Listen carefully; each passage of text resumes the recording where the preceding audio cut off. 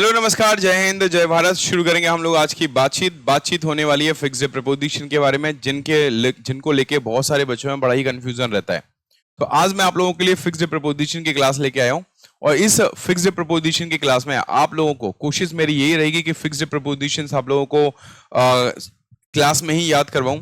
लेकिन फिर भी मैं बोलूंगा कि फिक्स्ड प्रीपोजिशंस होते हैं वो एक वोकैब की तरह होते हैं। जिस तरह से वोकैब को हमें डेली पढ़ना पड़ता है, डेली पढ़ पढ़ के उनको रिवाइज करना पड़ता है, उसी तरह से फिक्स्ड प्रीपोजिशंस को भी आपको कुछ समय तक पढ़ना पड़ेगा, उनके क्वेश्चंस लगाने पड़ेंगे। क्वेश्चन से याद आया कि हम लोग क्वेश्चंस तो क्लास में भी लगा रहे हैं, तो जो भी आपको कॉन्सेप्ट पढ़ाया जा रहा है उसके कॉन्सेप्ट से रिलेटेड क्वेश्चंस आपको क्लास में करवाए जा रहे हैं। So today I am going to teach you fixed prepositions, कौन से शब्द के साथ कौन सा प्रीपोजिशन आता है, and I will make you practice as well. करीबन हम लोग 20 प्लस क्वेश्चंस को हम लोग यहाँ पे देखेंगे जो हमारे एग्जाम में आए हुए हैं। जिस तरह के हमारे एग्जाम में क्वेश्चंस बनते हैं, whether they are related to fill in the blanks और एरर डिटेक्शंस, तो हम लोग हर तरह के क्वेश्चंस को यहाँ पे देखेंगे। तो let's begin this session. This session is going to be very very important for your examination. कुछ फिक्स्ड प्रीपोजिशंस आपके सामने लिखे हुए हैं, आप डायरेक्ट यहां से भी याद कर सकते हो। चलो तो शुरू करते हैं हम लोग आज का सेशन। तो जिन बच्चों ने अभी तक वीडियो को लाइक और शेयर नहीं किया तो लाइक और शेयर कर दो, सब्सक्राइब कर लो चैनल को, क्योंकि इस चैनल पे बहुत कुछ मिलने वाला है। अभी तक बहुत कुछ दे चुका हूं और आगे भी बहुत कुछ मिलने वाला है। हो सकता है कुछ बच्चों को यह लग रहा हो सर आपने तो कॉन्सेप्ट की क्लास शुरू करवा दी, हमने तो पीवाईक्यू चाहिए था। तो टेंशन मत लो, अभी कॉन्सेप्ट चलने दो और पीवाईक्यूज भी मैं आप लोगों के लिए लेके आ रहा हूं, तो उसकी टेंशन मत लीजिएगा आप लोग, है ना। कुछ स्पेशल अनाउंसमेंट है आप लोगों के लिए, तो वो मैं बताऊंगा स्पेशल अनाउंसमेंट इस सेशन में, बिल्कुल बताऊंगा, लेकिन थोड़ी देर में बाद में। तो तब तक के लिए जुड़े रहिएगा आप मेरे साथ में और फिक्स्ड प्रीपोजिशन को समझने की कोशिश कीजिएगा। क्वेश्चन ये होता है कि फिक्स्ड प्रीपोजिशंस क्या होते हैं सर, कहां से आते हैं, क्योंकि प्रीपोजिशंस हम लोगों से बन जाते हैं, ठीक है नहीं, लेकिन फिक्स्ड प्रीपोजिशन किस खेत की मूली है। तो आप लोगों को मैं एक चीज बताना चाहूंगा, थोड़ा सा फिक्स्ड प्रीपोजिशन के बारे में, इनके इतिहास के बारे में बताना चाहूंगा, क्योंकि जब इनके बारे में पता होगा तो हम अच्छे से इनको ढंग से देख पाएंगे, ठीक है। तो ये टॉपिक होता है हमारा प्रपोजिशन। जब हम लोग पार्ट्स ऑफ स्पीच के बारे में बात करते हैं तो पार्ट्स ऑफ स्पीच का ही एक टॉपिक होता है जिसका नाम है आपका प्रपोजिशन। प्रपोजिशन को जनरली बच्चे जो होते हैं वो क्या करते हैं, वो सिर्फ और सिर्फ टॉपिक के हिसाब से पढ़ लेते हैं कि सर हमने इन पढ़ लिया, सर हमने ऑन पढ़ लिया, फ्रॉम पढ़ लिया, ऑफ पढ़ लिया, हमने OFF वाला ऑफ पढ़ लिया, सिंस फॉर पढ़ लिया, हमने बहुत सारी चीजें हमने प्रपोजिशंस को डिस्कस कर लिया। But even then we are unable to solve the questions of preposition. Then what is the problem with it.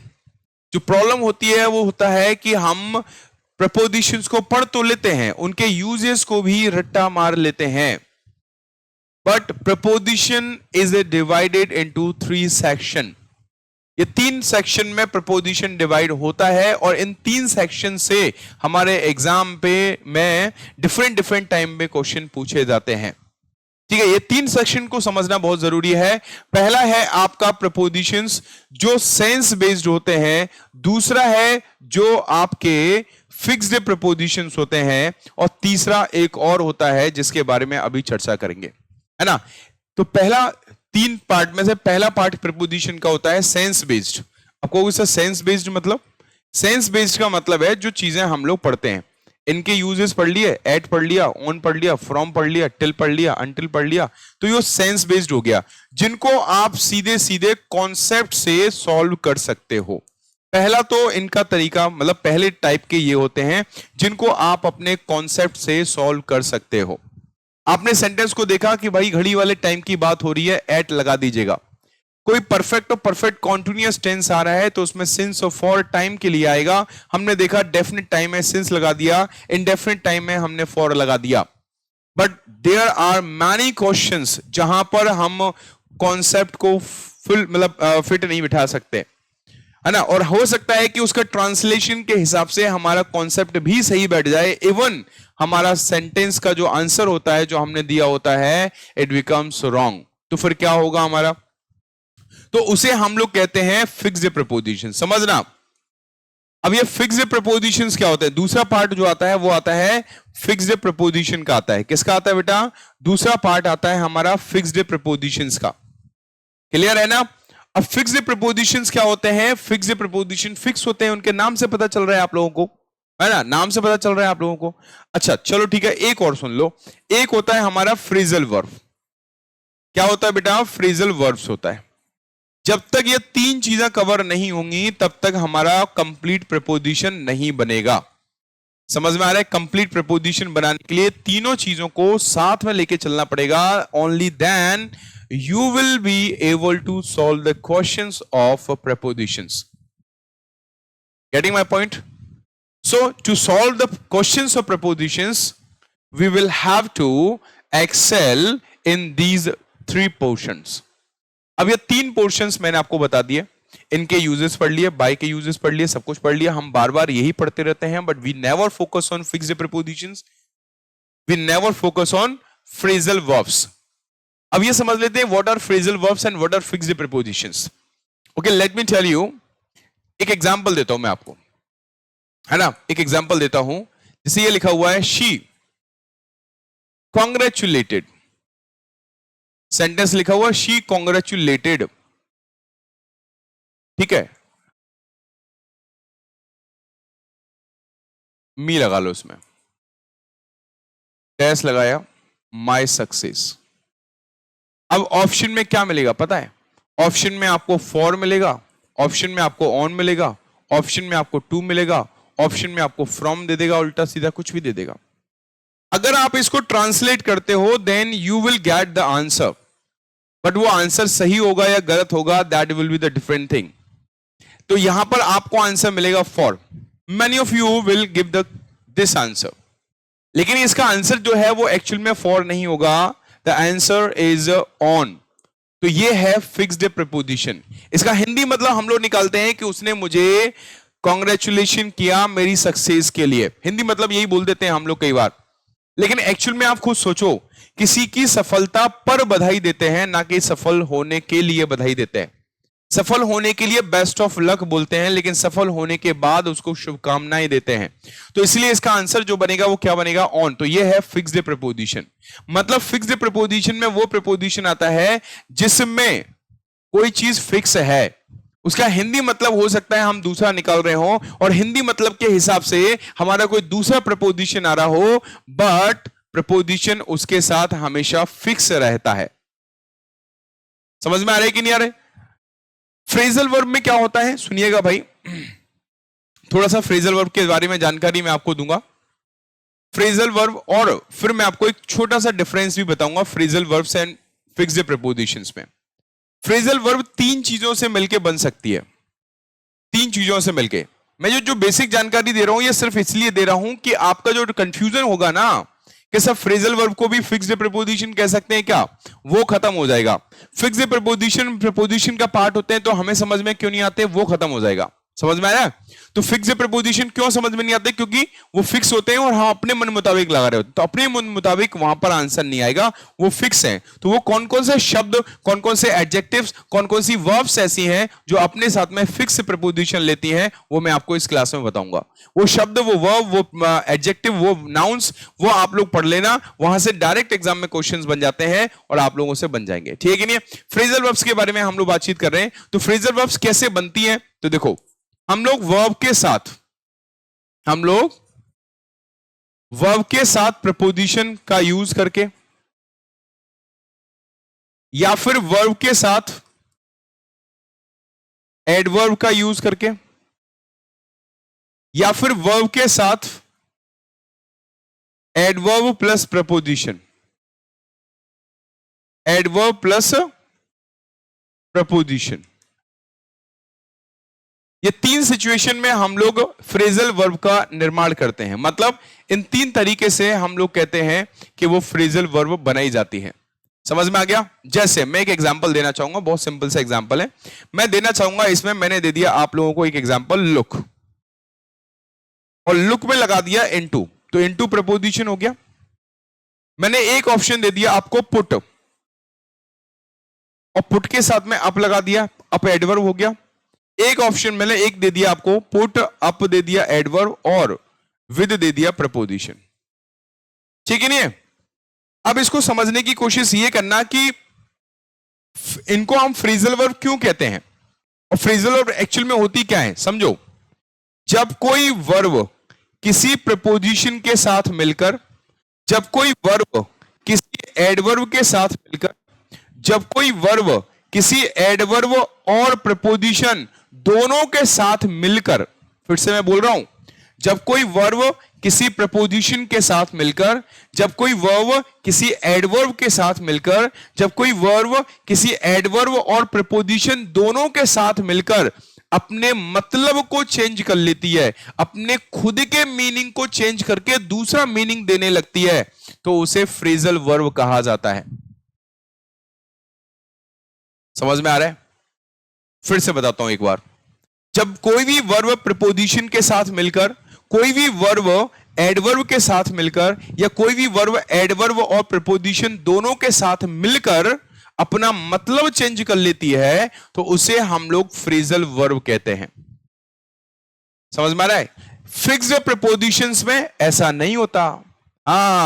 Congratulation के साथ में हमने ऑन फिक्स्ड प्रपोजिशन लगाया, वहां कॉन्ग्रेचुलेट का मतलब शुभकामना देना ही है।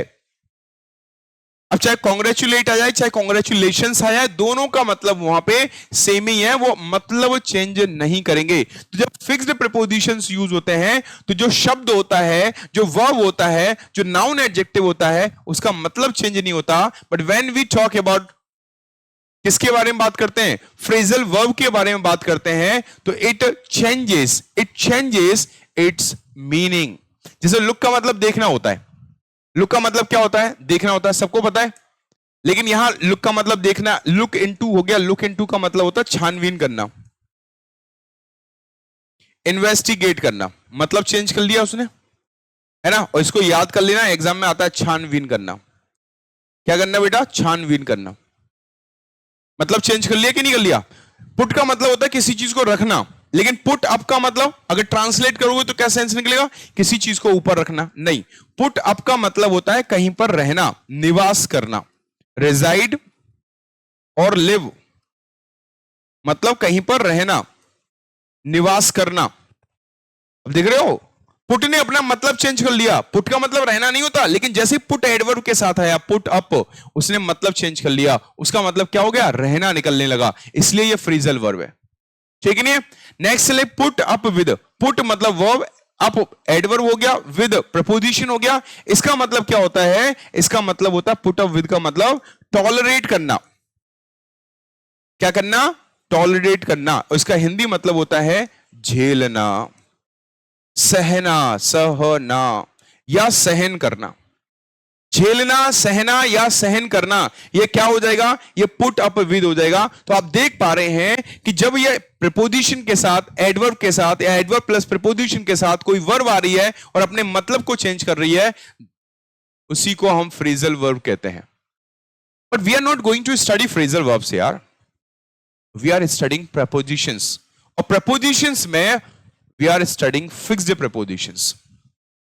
So today's session is on fixed prepositions. हम लोग इस पे चर्चा कर रहे हैं। We are not discussing concepts, we are not discussing phrasal verbs, we are discussing only fixed prepositions. तो ये चीजें दिमाग से निकाल लो, दोनों निकाल दो कि वो मतलब चेंज करेंगे ना। Fixed preposition है, they are not going to change their original meaning.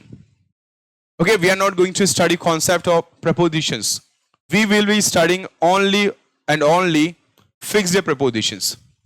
मैं आपको कुछ शब्द पढ़ाऊंगा, I will teach you some adverbs, verbs, some adjectives and nouns, जिनके साथ में कुछ फिक्स्ड प्रपोजिशंस यूज होते हैं।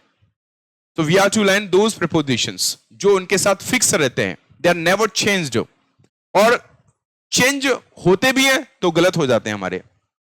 समझ में आ रहा है? उस टाइप के एरर डिटेक्शंस या उनके related fill in the blanks में क्वेश्चंस आते हैं। So let's begin this session. This is the first slide of today.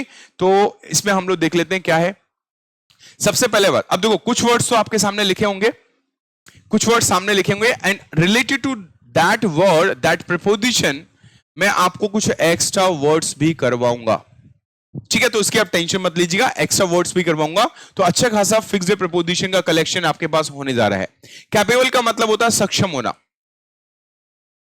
अब चाहे आपको कैपेबल दिया गया हो, चाहे इसका पड़ोसी दिया गया हो, जिसको बोलते हैं इनकैपेबल। पड़ोसी का मतलब मेरा यहां से एंटोनिम से है ना। These both words take of preposition. और ये फिक्स है, कैपेबल के साथ ऑफ आएगा और कुछ नहीं आ सकता। अगर आप कैपेबल के साथ में कोई दूसरा प्रपोजिशन लगा रहे हो या to plus verb first form लगा रहे हो तो ये एरर है। You will have to change to plus verb first form into of plus verb ING form, क्योंकि ऑफ प्रपोजिशन लेता है। अच्छा, और कौन कौन से शब्द हैं जो अपने साथ में ऑफ लेते हैं, तो I am going to tell you some more words. Okay, कुछ और शब्द भी हैं जो अपने साथ में ऑफ लेते हैं। जैसे हम लोग बात कर लेते हैं डिप्राइव।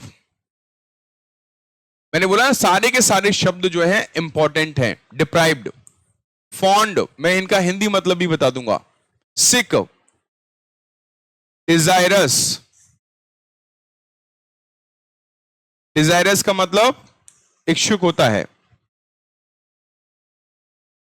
ठीक है। Envious, jealous, confident.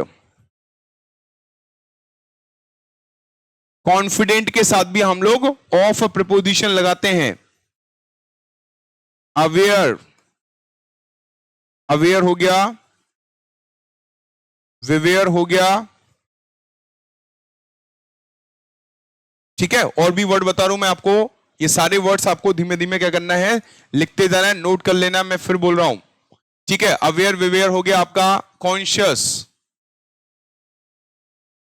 कॉन्शियस हो जाएगा आपका। अवेयर विवेयर हो गया। अवेयर मतलब सतर्क सावधान, विवेयर मतलब भी होता है सतर्क सावधान, ठीक है। स्केयर्ड हो जाएगा। स्केयर्ड का मतलब होता है डरा हुआ होना, या फियरफुल बोल सकते हैं। क्या बोल सकते हैं, फियरफुल। ओहो, क्या था हमारा यहां पे, क्या था, स्केयर्ड था, ठीक है। फियरफुल, फियरफुल का मतलब क्या होता है, डरा हुआ होना। कोई इंसान होता है ना, कोई डरा हुआ होता है। और ये वर्ड तो मेरे को यहां पे आपको बताना है, इसके साथ में इससे रिलेटेड और भी वर्ड्स आगे मिलेंगे। बहुत सारे फिक्स्ड प्रीपोजिशंस हैं, ऐसा नहीं कि मैंने लिखवा दिए तो इनके साथ ही ऑफ आएगा, और भी वर्ड्स आगे मिलते जाएंगे आपको, तो उसकी आपको टेंशन नहीं लेना बिल्कुल भी, ठीक है। क्या हो गया, डिप्राइव हो गया, फॉन्ड ऑफ हो गया, सिक ऑफ हो गया, डिजायरस ऑफ हो गया, एनवियस ऑफ हो गया, जेलिस ऑफ हो गया, कॉन्फिडेंट ऑफ हो गया, अवेयर विवेयर के साथ में ऑफ आता है हमारा, कॉन्शियस के साथ में ऑफ आता है, फियरफुल हो गया, स्केयर्ड हो गया। इनके साथ में हम लोग क्या लगाते हैं, ऑफ प्रपोजिशंस का यूज करते हैं। इन सभी शब्दों के साथ में हम लोग ऑफ प्रपोजिशंस का यूज करते हैं। ये ऑफ प्रपोजिशन आपको याद रखना है, जिसमें आपका कैपेबल और इनकैपेबल भी आया हुआ है। तो ये वो शब्द हैं जिनके साथ हम लोग ऑफ लगाते हैं, ठीक है। डिप्राइव्ड का मतलब होता है वंचित। फॉन्ड का मतलब होता है शौकीन, ठीक है। सिक का मतलब बीमार भी होता है, लेकिन यहां पे सिक का मतलब क्या है, परेशान। I am sick of this money, है ना, परेशान। ओके, डिजायर्स मतलब इच्छुक। जेलिस और एनवियस का मतलब होता है ईर्ष्यालु या जलने वाला, है ना, ईर्ष्यालु बोल सकते हैं हम लोग, है ना। कॉन्फिडेंट विश्वासी। अवेयर और विवेयर का मतलब होता है जागरूक होना, सतर्क होना, है ना। कॉन्शियस का मतलब भी जागरूक और सतर्क होना। फियरफुल और स्केयर्ड का मतलब होता है डरा हुआ, क्या, डरा हुआ। तो ऐसे याद कर लेंगे। चलो नेक्स्ट वर्ड हम लोग देखेंगे। नेक्स्ट वर्ड हमारा क्या है, दैट इज प्रोफिशिएंट। प्रोफिशिएंट के साथ में बेटा एट आता है, सॉरी इन आता है। प्रोफिशिएंट के साथ में इन प्रपोजिशन लगाते हैं, है ना। और डेक्स्ट्रस के साथ इन और एट दोनों आ सकता है।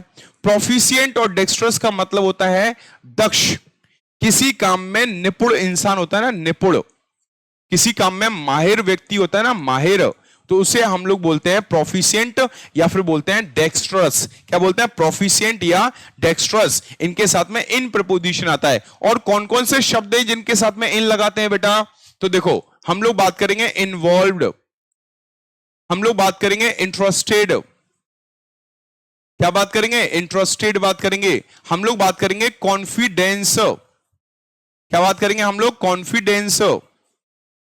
कॉन्फिडेंस, कॉन्फिडेंस का नाउन फॉर्म होता है कन्फाइड, एक होता है परसिस्ट, परसिस्ट।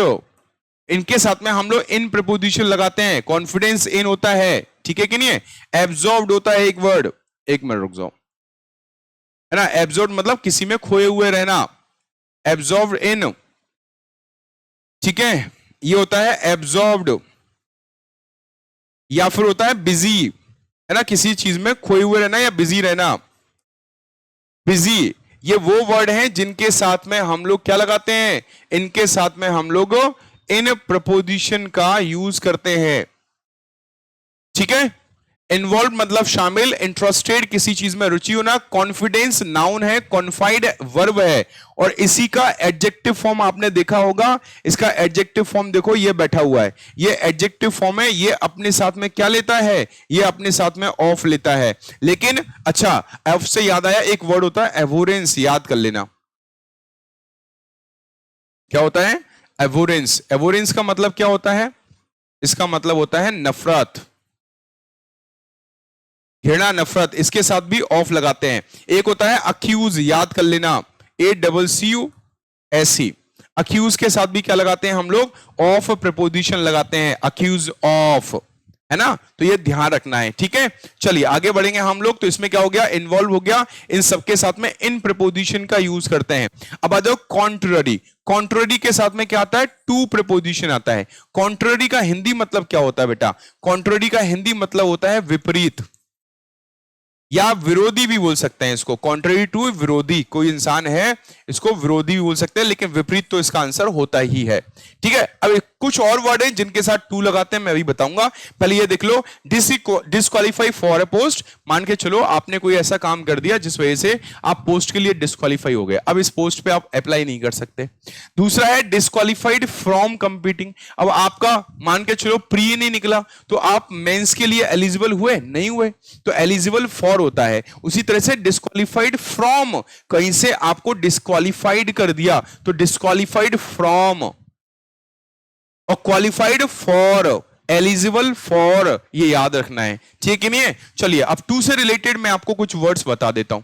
ये तो हमारे इन से रिलेटेड हो गए, है ना। अब मैं आपको बताने जा रहा हूं कुछ ऐसे वर्ड्स जो अपने साथ में क्या लेते हैं, जो अपने साथ में टू लेते हैं। फिक्स्ड प्रपोजिशंस इसीलिए कहते हैं इनको, समझ में आ गया ना। जैसे सिमिलर शब्द हो गया, ठीक है, इनडिफरेंट हो गया, इन डिफरेंट हो गया, है ना। इनडिफरेंट, इनडिफरेंट मतलब उदासीन होता है। सब्जेक्ट हो गया, सब्जेक्ट का यहां मतलब क्या है, अधीन, किसी के अधीन होना, है ना। लिसन हो गया, लिसन, बोलते हैं listen to me, hello listen to me, है ना। इसी तरह से होता है, से के साथ में अगर ऑब्जेक्ट होगा, से हो गया, सजेस्ट हो गया, है ना, प्रपोज हो गया, इनके साथ में ऑब्जेक्ट होगा तो ये क्या लेंगे, टू लेंगे। एक होता है रिलेवेंट, क्या होता है रिलेवेंट? रिलेवेंट का मतलब होता है तर्क संगत, कोई चीज जो रीजनेबल है ना, कोई चीज जो रीजनेबल है। इन सभी शब्दों के साथ में हम लोग क्या लगाते हैं, टू प्रपोजिशंस लगाते हैं। क्या लगाते हैं, टू प्रपोजिशंस, है ना। सिमिलर हो गया, डिसिमिलर भी आ जाएगा इसी में। सिमिलर और डिसिमिलर दोनों के साथ में क्या लगाते हैं, टू लगाते हैं। जैसे रिलेवेंट है, इररिलेवेंट हो जाएगा, इसके साथ भी टू लगाएंगे। लिसन टू होता है। अच्छा, इनके साथ में जो से है ना, से हो गया आपका, प्रपोज हो गया, सजेस्ट हो गया, ऑब्जेक्ट होने पर, ऑब्जेक्ट होने पर, ऑब्जेक्ट होने पर इनके साथ क्या लगाएंगे, है इनके, इनसे, इनके बाद, इनके साथ टू लगाएंगे बेटा, ये ध्यान रखना है ना। बाकी भी वही सेम चीज है। इनडिफरेंट टू होता है, सब्जेक्ट टू, जैसे कभी सुनोगा mutual funds are subject to market change, market risk. तो म्यूचुअल फंड्स किसके अधीन है, मार्केट चेंज, मार्केट रिस्क के अधीन है। मार्केट गिरेगा तो म्यूचुअल फंड में कमी आएगी, मार्केट ऊपर जाएगा तो म्यूचुअल फंड भी क्या होगा, अच्छा काम करेगा, ठीक है। तो ये सारे के सारे वर्ड्स हैं जो अपने साथ टू लेते हैं। We have completed first slide. First slide में 1 2 3 4 5 6 शब्द थे। अगर हम इतना पढ़ते तो अभी तक तो आगे पहुंच जाते, बट हमने उन 6 से रिलेटेड हमने और भी शब्द पढ़े, जहां पे ऑफ के बारे में और भी शब्द मैंने आपको बताए। अच्छा, अक्यूज का मतलब होता है आरोप लगाना, आरोप लगाना, या फिर इसका एडजेक्टिव फॉर्म अक्यूज्ड भी दे सकता है, दोनों के साथ में ऑफ आता है। अगर हम लोग वही शब्द पढ़ते हैं तो बस इतना हमारा हो ही नहीं पाता, हम तो 6 को पढ़ के निकल लेते हैं, बाकी फिर हमारे साथ में प्रॉब्लम पता है क्या होती है, ये प्रॉब्लम होती है, हम एक चीज को एक बार हम पढ़ते हैं, हम पढ़ते हैं भैया कैपेबल के साथ में ऑफ आता है, बस बात खत्म हो जाती, हम आगे बढ़ जाते हैं तो वहां किसी और चीज के साथ में ऑफ आ रहा होता, वहां किसी और चीज के साथ में ऑफ आ रहा होता। उसी चीज को मैंने सिंप्लीफाई कर दिया है कि भाई ऑफ पढ़ा है ना, तो उससे रिलेटेड और भी शब्द हम लोग पढ़ लेते हैं जहां पे ऑफ आता है। दैट्स इट, आगे बढ़ेंगे। चलो भाई नेक्स्ट आ जाओ, ये वाले वर्ड्स बता दिए। अब आगे वर्ड क्या है, कंप्लेन। कंप्लेन अपने साथ में 3 चीजें लेता है बेटा। कंप्लेन क्या ले रहा है, 3 चीजें। कंप्लेन आप जिससे कर रहे हो, समझना, कंप्लेन जिससे, जैसे मान के चलो आप घर पे थे, पापा मम्मी बाहर गए थे, आपके भैया ने कांड कर दिया, तो अब आप कंप्लेन किससे करोगे, पापा मम्मी से करोगे ना, तो जिससे कंप्लेन कर रहे हो उस इंसान के लिए क्या आएगा, टू आएगा। अब किसके खिलाफ करोगे, आप अपने भाई के खिलाफ करोगे तो अगेंस्ट आएगा। अब भाई के खिलाफ तो करोगे, लेकिन भाई ने कोई कांड तो किया होगा, उस कांड के बारे में आप प्रैक्टिस क्या करोगे, शिकायत करोगे, या उस काम की शिकायत करोगे, है ना। तो ये आपको ध्यान रखना है। जैसे मान के चलो मैंने लिखा, सेंटेंस लिखा हुआ है आई, इस टाइप से सेंटेंस आ जाएगा, complained dash my parents dash my brother, है ना, डैश ब्रेकिंग द ग्लास, है ना, ब्रेकिंग द ग्लास, ये लिखा हुआ है। अब जरा देख लो इसमें, अब आपसे पूछेगा बताओ किसमें क्या आएगा, तो मैंने कंप्लेन किया, किससे किया, अपने पेरेंट्स से किया है, तो जिससे कंप्लेन करते हैं उसके लिए टू। किसके खिलाफ किया है, अपने भाई के खिलाफ किया है, कि किसी न किसी चीज के तो खिलाफ कंप्लेन करोगे ना, तो अगेंस्ट आ जाएगा। क्या आ जाएगा इसमें, अगेंस्ट आ जाएगा, तो ये आपका अगेंस्ट हो गया।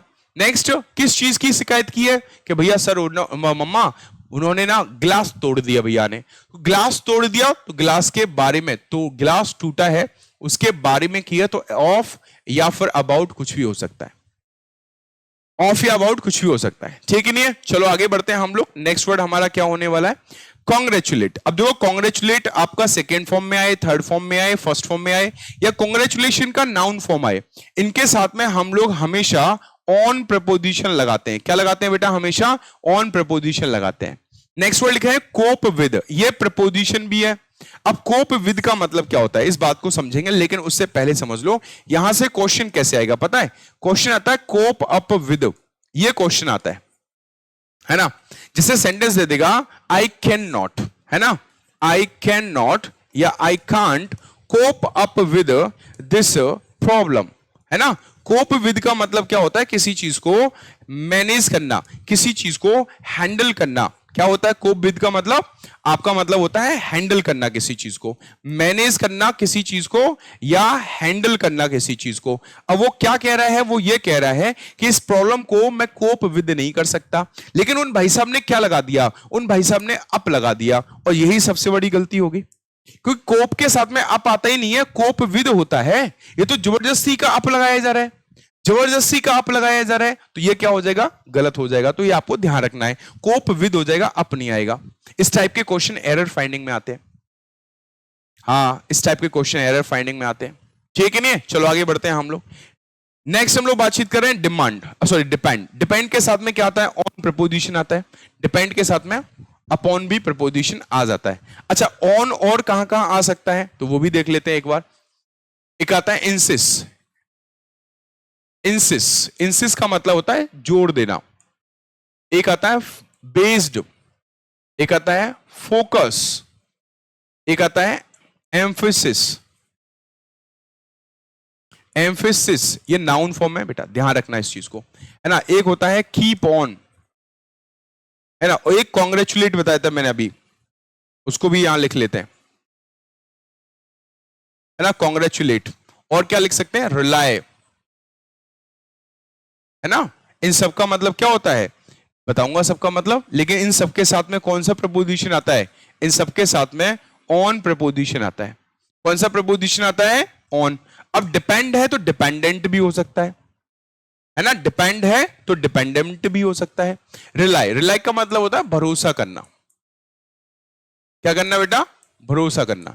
इसी से इसका नाउन फॉर्म बनता है रिलायंस। इंसिस्ट का मतलब होता है जोड़ देना। इंसिस्ट का मतलब जोड़ देना। इंसिस्ट का मतलब जोड़ देना। बेस्ड ऑन, कई बार देखा होगा, based on true events, focus on, at present I am focusing on my goal, है ना, तो ये आ जाएगा। एम्फेसिस नाउन फॉर्म है, नाउन फॉर्म है, इसका मतलब जोर होता है, इस बात को ध्यान रखना। अगर हम लोग इसका वर्ब फॉर्म यूज करते हैं, क्या? शी एम्फेसाइज्ड, याद रखना इस चीज को, she emphasised on the use of solar panel. ठीक है, तो उसने क्या किया? उसने जोड़ दिया, किस चीज पे जोड़ दिया? उसने जोड़ दिया सोलर पैनल के यूज पर। तो ये जो एम्फेसाइज हो गया, इट इज अ वर्ब, और जब एम्फेसाइज वर्ब होता है, we do not use any preposition.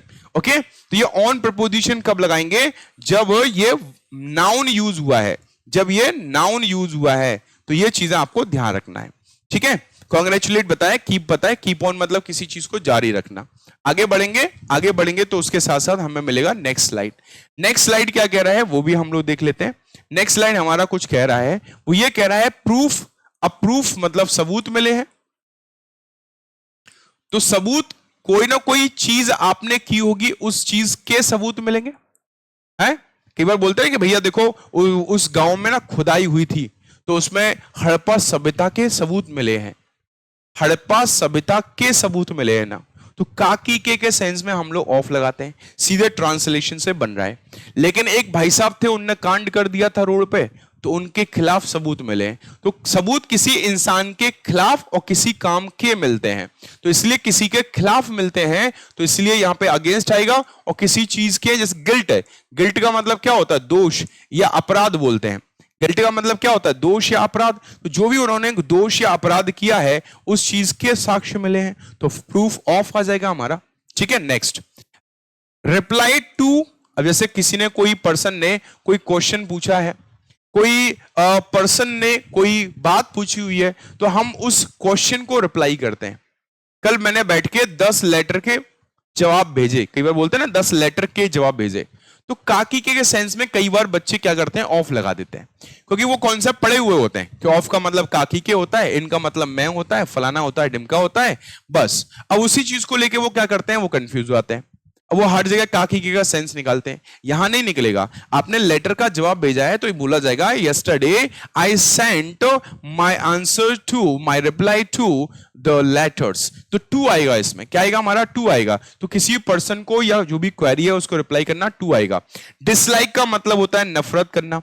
अब जरा दिमाग लगाओ, नफरत करना है तो डिसलाइक के साथ क्या आ जाएगा? टू आ जाएगा। हाँ, किसी भी चीज से नफरत करना। और लाइक करना, तो लाइक के साथ तो कोई प्रपोजिशन या डायरेक्ट ऑब्जेक्ट आता है हमारा, है ना। कंपेंसेशन, कंपेंसेशन का मतलब होता है क्षतिपूर्ति, याद रखना, क्षतिपूर्ति। भैया अब ये बताओ, आपने कोई ना कोई तो लॉस किया होगा। फॉर होता है के लिए, तो कंपेंसेशन फॉर, फॉर आता है रीजन को बताने के लिए। If we talk about concept, तो फॉर रीजन को बताने के लिए भी आता है, कारण बताने के लिए। तो आपने क्षतिपूर्ति की, तो क्षतिपूर्ति का कारण क्या हुआ? कि आपने लॉस कर दिया। For example, you were driving your car and suddenly you collided into another car. अब आप किसी दूसरी कार में भिड़ गए, भिड़ गए। अब गलती किसकी थी? आपकी गलती थी। Now you will have to compensate for the loss. जो भी लॉस हो गया उसके लिए कंपेंसेट करना पड़ेगा, देना पड़ेगा, है ना। तो इसी को बोलते हैं क्षतिपूर्ति, फॉर द लॉस। ठीक है, चलिए आगे बढ़ेंगे। नेक्स्ट वर्ड हमारा क्या है? एनेक्सियस। एनेक्सियस मतलब होता है फॉर हिज सेफ्टी, मतलब किसी चीज को लेकर चिंता होना, है ना, ये होता है चिंता। और ये है बेचैनी, है ना। अब जैसे हमारे रिजल्ट आते हैं, तो हमारे अंदर क्या होती है? एंग्जाइटी बढ़ती है। एंग्जाइटी मतलब एनेक्सियसनेस बढ़ती है कि ये क्या होगा, क्या होगा, रिजल्ट आ रहा है, रिजल्ट आ रहा है, रिजल्ट आ रहा है, रिजल्ट आ रहा है। तो भैया क्या होते हैं हम लोग? हम बहुत ही एनेक्सियस अबाउट होते हैं किसी चीज के बारे में जानने के। लेकिन सेफ्टी को लेके हमारे पेरेंट्स हमारी सेफ्टी को लेके क्या रहते हैं? हाँ, एनेक्सियस फॉर रहते हैं। Getting my point? चलो आगे बढ़ते हैं। एग्रेवेट, बहुत अच्छा वर्ड है बेटा। एग्रेवेट का मतलब होता है भड़का हुआ होना। ठीक है, भड़का हुआ। भड़का हुआ मतलब जैसे कोई इंसान भरा हुआ बैठा, कई बार होता है कोई इंसान भरा हुआ होता है तो सामने वाला व्यक्ति आता है तुरंत उसको डांटना शुरू कर देता है? तो एग्रेवेटेड के साथ में और भी वर्ड मैं आपको बता रहा हूं, ध्यान से सुनना सभी बच्चे। हालांकि एग्रेवेट मैंने आपको पढ़ाया हुआ है, एग्रेवेट का मतलब होता है किसी चीज को बढ़ाना, प्रॉब्लम को बढ़ाना। तो एग्रेवेट वहां से मिलके बना हुआ है, एडजेक्टिव फॉर्म में। एग्रेवेट हो गया, एक लिखना अनॉयड, ये सब एक ही थाली के चट्टे बट्टे हैं। एक होता है एंग्री, ये ठीक है, और एक होता है वैक्स, ठीक है, क्या होता है वैक्स्ड। तो इनको समझने की कोशिश करो, ये सब एक ही थाली के चट्टे बट्टे हैं और ये अपने साथ में दो प्रपोजिशन लेते हैं। बहुत सिंपल से तरीका से याद रखना है, ये अपने साथ में एक लेते हैं एट प्रपोजिशन और एक लेते हैं विद प्रपोजिशन। एक लेते हैं एट प्रपोजिशन, एक लेते हैं विद। अब ये एट कब लेंगे, ये एट कब लेंगे, इस बात को समझो। इनको थोड़ा सा इधर खिसका लेते हैं अपन, है ना, इनको थोड़ा सा इधर खिसका लेते हैं जिससे कि लिखने में आ जाएगा। छोटा करते हैं, छोटा कर देता है। चलो भाई देखो, अब एट हम लोग कब लगाते हैं, एट लगाते हैं जब हम लोग थिंग्स के बारे में बात करते हैं। मतलब आपको गुस्सा आ रहा है, आप नाराज हो, आप परेशान हो चुके हो, लेकिन किसी चीज से हो चुके हो, तो फिर हम लोग लगाएंगे एट। ओके, और किसी भी पर्सन से हो चुके हो, किससे हो चुके हो बेटा, पर्सन, कोई व्यक्ति से आप बहुत परेशान हो चुके हो, तो उस कंडीशन में क्या लगाओगे, विद लगाओगे। जैसे मान के चलो आपका पड़ोसी है, डेली कोई ना कोई नौटंकी करता है, डेली कोई ना कोई परेशानी खड़ी करता है, तो फिर क्या हो जाओगे आप, परेशान किससे हो जाओगे, पड़ोसी से। तो I am very very angry with my पड़ोसी। टू नहीं आएगा, एट नहीं आएगा, फ्रॉम नहीं आएगा, कुछ नहीं आएगा, विद आएगा। एट कब आता है, चीज से परेशान, मैं इस मोबाइल से परेशान हो चुका हूं, मैं इस घड़ी से परेशान हो चुका हूं, मैं इस क्या कहते हैं लैपटॉप से परेशान हो चुका हूं। तो जैसे भी आपको बोलना है वो बोलो, लेकिन चीज के लिए एट आएगा, ठीक है नहीं है? अच्छा, एक्वेंट का मतलब क्या होता है, एक्वेंटेड का मतलब होता है परिचित। क्या होता है बेटा, परिचित। अब जैसे मैं बोलूं मैं आपसे परिचित हूं, तो मैं आपसे परिचित हूं तो अकाउंटेड विद हो जाएगा, तो के साथ का निकल रहा है ना भैया, मैं आपके साथ परिचित हूं, मैं आपको जानता हूं, तो इसका मतलब क्या है कि यहां पे विद आ जाएगा आपका, डायरेक्ट आ रहा है। इंटरेस्टेड के बारे में मैंने आपको बताया था, कुछ वर्ड्स होते हैं जो अपने साथ में इन लेते हैं, जिसमें इंटरेस्टेड था, परसिस्ट भी था, उसमें आपका एब्जॉर्ब्ड इन बता दिया मैंने आपको, एंगेज भी आएगा, अभी आगे चल के एंगेज भी बताऊंगा, एंगेज्ड इन भी होता है हमारा, बिजी बताया था, इन्वॉल्व बताया था उसमें, है ना। आपके जो इन वाले वर्ड थे, है ना, उसमें सक्सीड और रिजल्ट भी लिख सकते हो आप लोग, है ना, सक्सीड इन, रिजल्ट इन, किसी चीज का कोई परिणाम निकलना, नतीजा निकलना, सक्सीड इन पर, है ना। तो ये लिख लेना आप, क्या लिख लेना इसमें, इसमें सक्सीड, सक्सीड मतलब होता है किसी चीज के सफल होना, है ना, और रिजल्ट इन, किसी चीज का रिजल्ट निकलना। ओके, बोलते ना कि भैया तुम्हारा जो मेहनत है ना, ये एक दिन इसका रिजल्ट जरूर आएगा। तो your work hard will result in your success, है ना, या योर बोल सकते हैं क्या, योर जॉब, योर करियर बोल सकते हैं, सिलेक्शन बोल सकते हैं। तो आपका मेहनत का रिजल्ट क्या निकलेगा, आपका सिलेक्शन, आपका क्या कहते हैं हम लोग जो ड्रीम है वो पूरा होना, ठीक है नहीं। तो कहने का मतलब ये हो जाएगा आपका, इनके साथ में सब इन प्रपोजिशन लगाते हैं। चलिए अब आगे बढ़ेंगे, तो क्या हो गया, फेमिलियर। फेमिलियर के साथ में, अब देखो फेमिलियर का मतलब भी क्या होता है, परिचित होता है, लेकिन आपको ध्यान ये रखना है कि एक्वेंटेड के साथ में विद आता है। यहां परिचित दो प्रकार के हैं, एक तो ये प्रकार का है, अगर आप किसी पर्सन से परिचित हो फेमिलियर टू आएगा, किसी प्रॉब्लम से परिचित हो फेमिलियर विद आ जाएगा। कोई व्यक्ति बोले भैया इस टाइप की प्रॉब्लम, आप वहां जाओगे ना उस वाले एरिया में तो वहां बहुत प्रॉब्लम आती है। बोला क्यों, बोला उस टाइप वहां पे क्या है ना, वो एक ऐसा इलाका जंगल वाला जहां पे जानवर वगैरह बहुत रहते हैं। बोला कोई बात नहीं, मुझे पता है उसके बारे में, मैं पहले भी जा चुका हूं, तो I am familiar with that problem, मैं उस प्रॉब्लम से फेमिलियर हूं, जानता हूं, लेकिन मैं वहां के लोगों को जानता हूं, तो I am also familiar to those people, मैं उन लोगों से भी फेमिलियर हूं। तो ध्यान रखना इस चीज को। जेलिस ऑफ मैंने आपको बताया था, ओके, एनवियस ऑफ मैंने आपको बताया था। ओवलाइज्ड के बारे में थोड़ा सा हम लोग देख लेते हैं। ओवलाइज्ड के बारे में एक होता है ओवलाइज्ड, एक होता है थैंकफुल, ठीक है, थैंकफुल, एक होता है आपका ग्रेटफुल, क्या होता है आपका ग्रेटफुल, एक होता है आपका क्या कहते हैं रेस्पॉन्सिबल, एक होता है अकाउंटेबल, ये सेम पैटर्न पे है ना। एक होता है आपका रेस्पॉन्सिबल, एक होता है अकाउंटेबल, और एक होता है आपका क्या कहते हैं, अकाउंटेबल हो गया, रिस्पॉन्सिबल हो गया, ठीक है। ओके, अब ये सेम पैटर्न पे कैसे हैं वो आप लोग यहां पे थोड़ा सा देखेंगे सारे बच्चे, है ना। सेम पैटर्न पे कैसे, इसको थोड़ा मैं खिसका दूं। सेम पैटर्न पे ये लोग ऐसे हैं कि हम लोग इस जगह पे इनके साथ में दो प्रपोजिशंस यूज करते हैं। क्या यूज करते हैं, वी यूज टू प्रपोजिशंस। कौन कौन से दो प्रपोजिशन यूज करते हैं, एक करते हैं टू और एक करते हैं फॉर।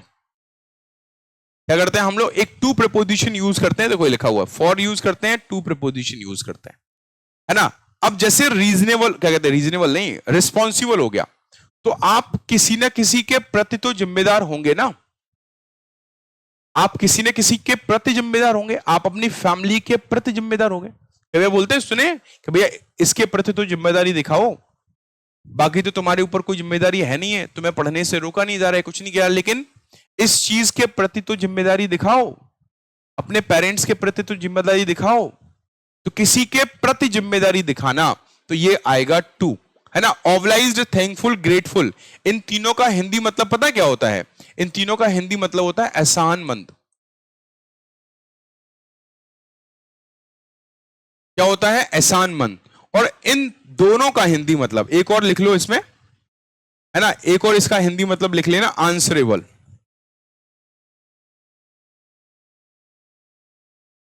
क्या लिख लेना, आंसरेबल, ये लिखा हुआ है आंसरेबल, ये लिखा हुआ है आंसरेबल, ठीक है। आंसरेबल, अकाउंटेबल, और इसका हिंदी मतलब होता है जवाबदेह, ठीक है, या जिम्मेदार। अब बताओ, जो कांड आपने किया उसके लिए कौन जिम्मेदार है। बोला भाई जो भी कांड मैंने किया हुआ है उसके लिए मैं जिम्मेदार नहीं हूं। तो जिस काम के लिए जिम्मेदारी बताई जा रही है उस काम के लिए क्या आएगा, फॉर आएगा। जैसे इसका तीनों का मतलब एहसानमंद होता है कि मैं आपका बहुत बहुत आभारी हूं, एहसानमंद बोल सकते हो, आभारी बोल सकते हो कि भैया मैं आपका बहुत बहुत आभारी हूं कि आपने मेरी हेल्प की। तो मैं आभारी किसका हूं, आपका। तो I am grateful to you, किस चीज के लिए, आपने मेरी मदद की, फॉर हेल्पिंग मी, या फॉर योर हेल्प, आपकी हेल्प का, आपकी मदद का मैं आभारी हूं यार। समझ में आ रहे हैं। तो किसी चीज के, किसी काम का आभारी होना, किसी काम के लिए जिम्मेदारी होना, फॉर आएगा। किसी चीज के प्रति आभार जताना, किसी चीज के प्रति जिम्मेदारी बताना, फॉर टू आ जाएगा, है ना। We all are responsible to our family for our acts. जो भी हम काम करते हैं उनके लिए फैमिली के प्रति जिम्मेदार होते हैं। Getting my point. तो ये वर्ड्स आप लोग याद रख लेना। ऑब्लाइज्ड के साथ में मैंने एक्स्ट्रा वर्ड भी ले लिए, वो भी आपको मिल गए। रिस्पॉन्सिबल, अकाउंटेबल, आंसरेबल, ये भी मिल गया आपका। ये दो दो प्रीपोजिशन लेते हैं, तो ये लेते हैं के प्रति के सेंस में, है ना, और ये लेते हैं के लिए के सेंस में। मैंने एक्सप्लेनेशन दे दिया है आप लोगों को। नेक्स्ट आगे बढ़ेंगे हम लोग, अप्लाई टू और अप्लाई फॉर। देखो जॉब वगैरह के लिए आप अप्लाई करते हो, फॉर्म आते हैं, तो अप्लाई फॉर आएगा, ठीक है। अब अप्लाई टू क्या होता है, इसका मतलब होता है लगाना। अब ये लगाना क्या है, अप्लाई करना। जैसे मान के चलो आपके फादर कहीं काम कर रहे थे या मदर कहीं काम कर रही थी, काम करते करते उनको चोट आ गई। तो चोट आ गई तो हम लोग झंडुआम वगैरह या कोई मरहम वगैरह मार्केट से लेके आते हैं, उसको ऐसे लगाते हैं ना उस जगह पे जहां भी दर्द लगा होता है। तो उसको क्या कर रहे हैं हम लोग, उसको अप्लाई टू कर रहे हैं, मरहम लगा रहे हैं, मूव लगा रहे हैं, ठीक है, या मूवी स्प्रे कर रहे हैं, तो हम उसको अप्लाई टू कहते हैं, ठीक है। I am applying some ointment, मतलब मरहम को बोलते हैं, या I am applying Jhandu balm to my mother, ठीक है। क्या होगा, टू माय मदर। तो किसी चीज को अप्लाई करना कहीं पर, ठीक है। नेक्स्ट ब्लेम करना। ब्लेम मतलब होता है आरोप लगाना, है ना, आरोप लगाना,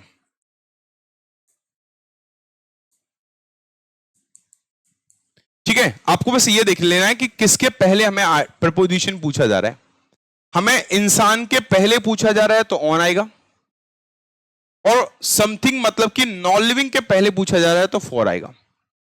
जो दो दो प्रपोजिशन होते हैं बहुत ही अच्छे होते हैं, आराम से समझ लेते हैं। जैसे हमने अभी पढ़ा ना एंग्री वाला, तो चीज से, चीज को लेके नाराजगी है, चीज को लेके गुस्सा आ रहा है तो एट आ जाएगा।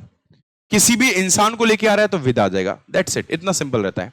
तो ऐसे ब्लेम है, अगर आप किसी इंसान पर ब्लेम कर रहे हो, इंसान पर ब्लेम कर रहे हो तो क्या आ जाएगा, ऑन आ जाएगा। इंसान पर ब्लेम करना, और इंसान ने कोई ना कोई काम किया होगा, उस काम के लिए ब्लेम कर रहे हो तो के लिए के सेंस में फॉर आता है। ये सेंस से बन रहा है, बिल्कुल बन रहा है सेंस से। तो सेंस से बन रहा है कि किसी इंसान के ऊपर ब्लेम लगाना और किसी चीज के लिए ब्लेम लगाना, बस। ठीक है। पोलाइट, पोलाइट का मतलब क्या होता है, पोलाइट दोनों का मतलब होता है विनम्र, विनम्र होना। अब पोलाइट इन मैनर्स का मतलब क्या है, पोलाइट इन मैनर्स और पोलाइट टू ऑल। यहां टू का मतलब वही है, के प्रति। क्या है टू का मतलब, के प्रति। जैसे हमें अपने से बड़े जो भी एल्डरली पीपल हैं उनके प्रति पोलाइट होना चाहिए, रेस्पेक्टफुल होना चाहिए। We should be polite to elderly people. समझ में आ रहा है ना। तो जो बड़े बुजुर्ग व्यक्ति हैं उनके प्रति हमें पोलाइट होना चाहिए, विनम्रता, विनम्र भाव हमारे अंदर होना चाहिए। तो किसी के प्रति पोलाइट होना, पोलाइट टू।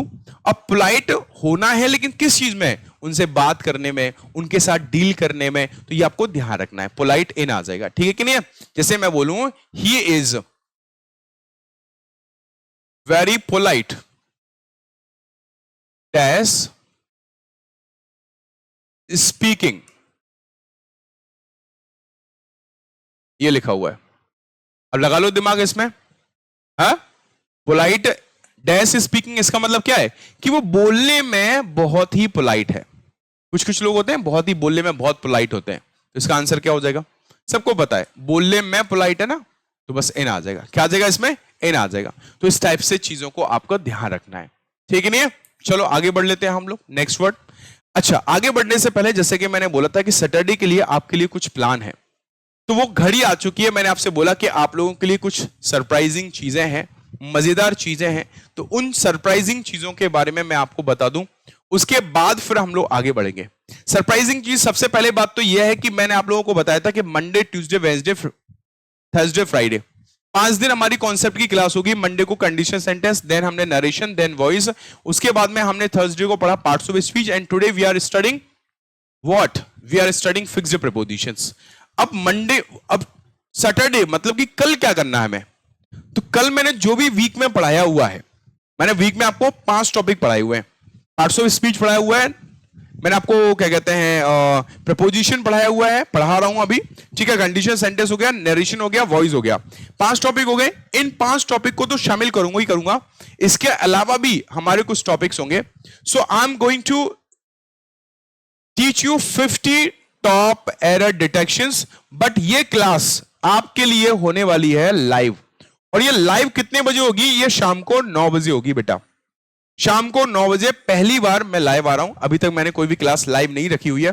तो आप सभी लोगों से, जो भी बच्चे इस वीडियो को देख रहे हैं, 50 मोस्ट इंपॉर्टेंट एरर डिटेक्शंस मैं लेके आ रहा हूं, जिनमें हमने जो भी कॉन्सेप्ट पढ़े हुए हैं उन कॉन्सेप्ट को भी शामिल किया जाएगा, है ना। उनसे रिलेटेड हमारे एग्जाम में क्वेश्चन कैसे बने हैं उन चीजों को लाया जाएगा। तो 50 most important topic questions live हम लोग सॉल्व करने वाले हैं, लाइव करने वाले हैं। सैटरडे को मिलने वाले हैं कितने बजे, 9 बजे। टाइम याद कर लेना, 9 बजे। कब, सैटरडे को। तो इसलिए मैंने आपसे बोला था कि भैया सैटरडे को ऐसा सरप्राइजिंग क्या है, सैटरडे को ऐसा नया क्या है, सैटरडे को ऐसा कुछ नया करने वाले हैं। तो सैटरडे को है पूरा कंप्लीट वीक का रिवीजन, जो कि लाइव रहेगा। लाइव क्लास में मैं आप लोगों को लाइव सोल्यूशन दूंगा। If you have any doubt you can ask in that comment box. Okay guys, चलिए आगे बढ़ेंगे। और दूसरा सरप्राइज आपके लिए यह है कि we are also meeting on Sunday. Okay, तो हम संडे को भी मिल रहे हैं। संडे को जनरली छुट्टी रहती है, बट इस बार मैंने सोचा कि संडे को थोड़ा सा कुछ प्लान कर लेते हैं, है ना। जनरली छुट्टी रखती है, अगली बार से भी संडे को हम लोग ऑफ ही रखा करेंगे। बट इस संडे को रखने का कारण क्या है, बस ये कारण है कि we have a vast collection of vocabulary. 5 दिन से पढ़ रहे हैं तो अच्छा खासा वोकैब का कलेक्शन हो चुका है हमारे पास में। तो 5 दिन से अगर हम मान के चलो एक दिन में हम 40 शब्द भी पढ़ रहे हैं, तो 5 चौक 20, 200 शब्द हमारे पास हो चुके हैं लगभग, सिनोनिम एंटोनिम से related. This is why I am going to cover, I am going to take this classes 100 top synonym antonyms जो हमारे एग्जाम्स में आए हुए हैं, जो हम लोगों ने इन 5 दिनों में कवर किया हुआ है, क्योंकि कल है सैटरडे और सैटरडे को है ऑफ। मैंने आपको सुबह वाली क्लास में अनाउंसमेंट किया था कि सैटरडे को वोकैब का ऑफ रखा गया है जस्ट बिकॉज कि आप सैटरडे को अच्छे से, आज का टाइम मिला होगा और मिलेगा और आगे भी मिलेगा, और सैटरडे को पूरा दिन मिलेगा। आप उन 5 दिन का वोकैब अच्छे से रिवाइज कर लो and we will be meeting on Sunday. Sunday को मिलेंगे हम लोग सुबह 9 बजे। कितने बजे? सुबह 9 बजे। अब ये क्लास 1 घंटे चले, 1.5 घंटे चले, 2 घंटे चले, doesn't matter. I will make you cover 100 plus synonym antonyms for your examinations. Now अब आगे बढ़ते हैं हम लोग। तो ये 2 सरप्राइज थे जो मैंने आपको बोला हुआ था लास्ट वीडियो में कि कुछ सरप्राइज है आप लोगों के लिए, और ये दोनों ही क्लासेस आपकी लाइव होने वाली हैं बेटा। दोनों ही क्लासेस कहां होने वाली हैं? लाइव होने वाली हैं आप लोगों की। कहां पर? यूट्यूब पर लाइव होने वाली हैं दोनों क्लासेस। ठीक है बेटा, एक होगी सैटरडे को शाम को 9 बजे, एक होगा संडे को सुबह 9 बजे। ठीक है बेटा, चलिए अक्यूज देखो मैं आपको बता चुका हूं। अक्यूज के साथ में हम लोग क्या लगाते हैं बेटा? अक्यूज के साथ में हम लोग लगाते हैं ऑफ प्रपोजिशन, पढ़ा दिया मैंने। अग्री के बारे में बातचीत कर लेते हैं हम लोग। अग्री के मतलब होता है सहमत होना। तो अग्री अपने साथ में एक तो विद लेता है, एक टू लेता है। अग्री विद कब होता है? जब आप किसी पर्सन से सहमत होते हैं। जैसे मान के चलो आपके फ्रेंड ने कोई बात बोली है ना, आपके फ्रेंड ने कोई बात बोली और आपको वो बात बहुत अच्छी लग गई, तो आप अग्री विद हो जाओगे, उस फ्रेंड से आप सहमत हो जाओगे। लेकिन अगर मान के चलो आपको कोई प्रपोजल सामने वाले व्यक्ति ने रखा, चलो एक काम करते हैं, कल संडे है हम लोग घूमने चलते हैं, तो आपने बोला हाँ हाँ भाई चलते हैं, बिल्कुल चलते हैं, कोई दिक्कत नहीं है। तो प्रपोजल आपके सामने रखा गया, तो प्रपोजल से सहमत हो गए तो टू आ जाएगा। तो पर्सन के लिए विद, प्रपोजल के लिए टू। नेक्स्ट आगे बढ़ते हैं हम लोग। एम, एम का मतलब होता है टारगेट करना, किसी चीज पर निशाना साधना। एम का मतलब क्या होता है बेटा? किसी चीज पर निशाना साधना। और किसी चीज पर निशाना साधते हो तो एम एट आता है। एम यहां वर्ब है, एम नाउन भी होता है। नाउन वाली कंडीशन बात नहीं कर रहे हैं हम, वर्ब की वाली कंडीशन के बारे में बात कर रहे हैं। तो एम क्या आता है? एम एट आता है। अच्छा, और एट कहां लगाते हैं तो वो भी देख लो। और एट हम लोग कहां कहां लगाते हैं, ध्यान से सुनना सभी बच्चे। देखो, एक होता है स्टेयर, एक होता है ग्लेयर, एक होता है लुक, एक होता है आपका ग्लिम्स या ग्लेंस ले लो, ग्लेंस ले लो। एक होता है लाफ, एक होता है शाउट। क्या होता है? शाउट होता है। शाउट एट सुना है? शाउट एट मतलब होता है चिल्लाना किसी पर, है ना। तो शाउट हो गया, शाउट एट। तो ये जो वर्ड है ना टारगेट, इसमें टारगेट भी ले लो। Target as a main verb, है ना, target as a main verb. Target हो गया, टारगेट हो गया, है ना, टारगेट। तो जब ये मेन वर्ब की तरह यूज होगा, एम जैसे हो रहा है, तो इनके साथ में हम लोग क्या लगाते हैं? इनके साथ में हम लोग एट प्रपोजिशन लगाते हैं, है ना। इनके साथ में क्या लगाते हैं हम लोग? एट प्रपोजिशन लगाते हैं। तो स्टेयर मतलब होता है घूरना, ग्लेयर मतलब गुस्से में घूरना, एक होता है लुक हो गया, एक होता है गेज। गेज का मतलब होता है किसी चीज को निहारना। कोई अच्छी चीज है, आप ताजमहल वगैरह घूमने गए, आप स्टैच्यू ऑफ लिबर्टी घूमने गए, आप देख के उसको निहार रहे हो, यार क्या डिजाइन है यार, कितना मस्त बनाया हुआ है, तो गेज एट होता है ना। ग्लेंस एट होता है आपका, ग्लेंस एट हो जाए। Laugh at, he was laughing at we, वो मुझ पर हंस रहा था, है ना। मैं किसी पे नहीं हंसता, I do not laugh at anyone, है ना। टारगेट हो गया। शाउट मतलब चिल्लाना, my mother often shouts at me, मेरी मदर अक्सर मुझ पे चिल्लाती हैं। तो इनके साथ में क्या आता है? एट प्रपोजिशन आता है, इसको दिमाग में बिठा लेना है। नेक्स्ट, अब ये हो गया हमारा एट वाला। अब बात करेंगे अलाइट। अलाइट का मतलब होता है उतरना। अलाइट का मतलब क्या होता है? उतरना। अब कहीं से उतरोगे तो फ्रॉम ही तो आएगा, कहीं से उतरोगे तो फ्रॉम ही तो आएगा ना। तो ये तो सही बैठा हुआ है, इसमें तो कोई दिक्कत नहीं है। अच्छा, अब फ्रॉम से रिलेटेड कुछ और भी हमारे क्या होते हैं, और भी वर्ड्स होते हैं जो फ्रॉम लेते हैं, जो आपको याद रखना है। एक होता है एब्स्टेन। क्या होता है बेटा? एब्स्टेन, है ना। एक होता है रिफ्रेन। क्या होता है? रिफ्रेन। एक होता है आपका प्रिवेंट, एक होता है आपका प्रिवेंट, एक होता है आपका प्रोहिबिट। क्या होता है? प्रोहिबिट, है ना। प्रोहिबिट फ्रॉम होता है। प्रोहिबिट फ्रॉम मतलब किसी से क्या कहते हैं, दूरी बना के रखना, है ना। प्रिवेंट हो गया, प्रोहिबिट हो गया। इसमें फॉरबिड भी यूज कर सकते हैं हम लोग। क्या यूज कर सकते हैं? फॉरबिड, है ना। फ्रॉम आता है। और क्या हमने पढ़ा? अलाइट। अलाइट तो आ ही गया हमारा फ्रॉम, है ना। एक होता है सफर करना। किसी बीमारी से आप सफर करते हो तो क्या लगाते हो? फ्रॉम लगाते हो। I have been suffering from fever, I have been suffering from fever, you अपने क्या कहते हैं एप्लीकेशन लिखा होगा, उसमें यूज किया होगा। तो इन सभी के साथ में हम लोग फ्रॉम प्रपोजिशन यूज करते हैं। इन सभी के साथ में क्या आता है बेटा? From preposition. देखो अब इन दोनों का हिंदी मतलब होता है परहेज करना, ठीक है? इन दोनों का हिंदी मतलब है ना, इसका मतलब होता है प्रिवेंट, का मतलब होता है रोकना, और इन तीन दोनों का मतलब होता है प्रतिबंध लगाना। प्रतिबंध लगाना, प्रतिबंध लगाना या प्रतिबंधित करना। और सफर तो पता ही है ना, किसी भी बीमारी से सफर करते हैं तो क्या करते हैं? एप्लीकेशन लिखा हुआ है, sir I have been suffering from fever since last night, please grant me leave for 5 days। है, पिछली रात को बीमार हो गया, 5 दिन की छुट्टी दे दो, है ना। तो इस टाइप से हम लोग यूज करते हैं। तो ये वो वर्ड्स है, मैं इसलिए बोल रहा हूं कि आपको जो स्लाइड में मिल रहे हैं वो तो शब्द है ही इंपॉर्टेंट, जो आपको एक्स्ट्रा प्रोवाइड कर रहा हूं they are also very very important, है ना। तो इसलिए बोलता हूं कि कलेक्शन हमें एक साथ लेके चलना है। ऐसा नहीं कि आधा यहां पढ़ लिया, आधा कहीं और पढ़ रहे हैं, आधा कहीं और पढ़ रहे हैं। अब इसमें क्या होगा? इसमें यह होगा कि आप ऑलमोस्ट फिक्स्ड प्रपोजिशंस याद कर चुके होंगे, कुछ एक बीच में मिलेंगे क्या कहते हैं क्वेश्चंस को सॉल्व करते समय, एग्जांपल को सॉल्व करते समय। तो ये समझ लेना है कि वो फिक्स्ड प्रपोजिशन है या सेंस के अकॉर्डिंग अलग अलग जगह पे अलग अलग बदल रहा है। ये बस आपको प्रैक्टिस के थ्रू मालूम चलेगा, ठीक है कि नहीं? चलिए आगे बढ़ते हैं। रिलीव, रिलीव के दो मतलब होते हैं बेटा। रिलीव के दो मतलब होते हैं, एक होता है राहत मिलना या राहत देना, और एक होता है छोड़ना,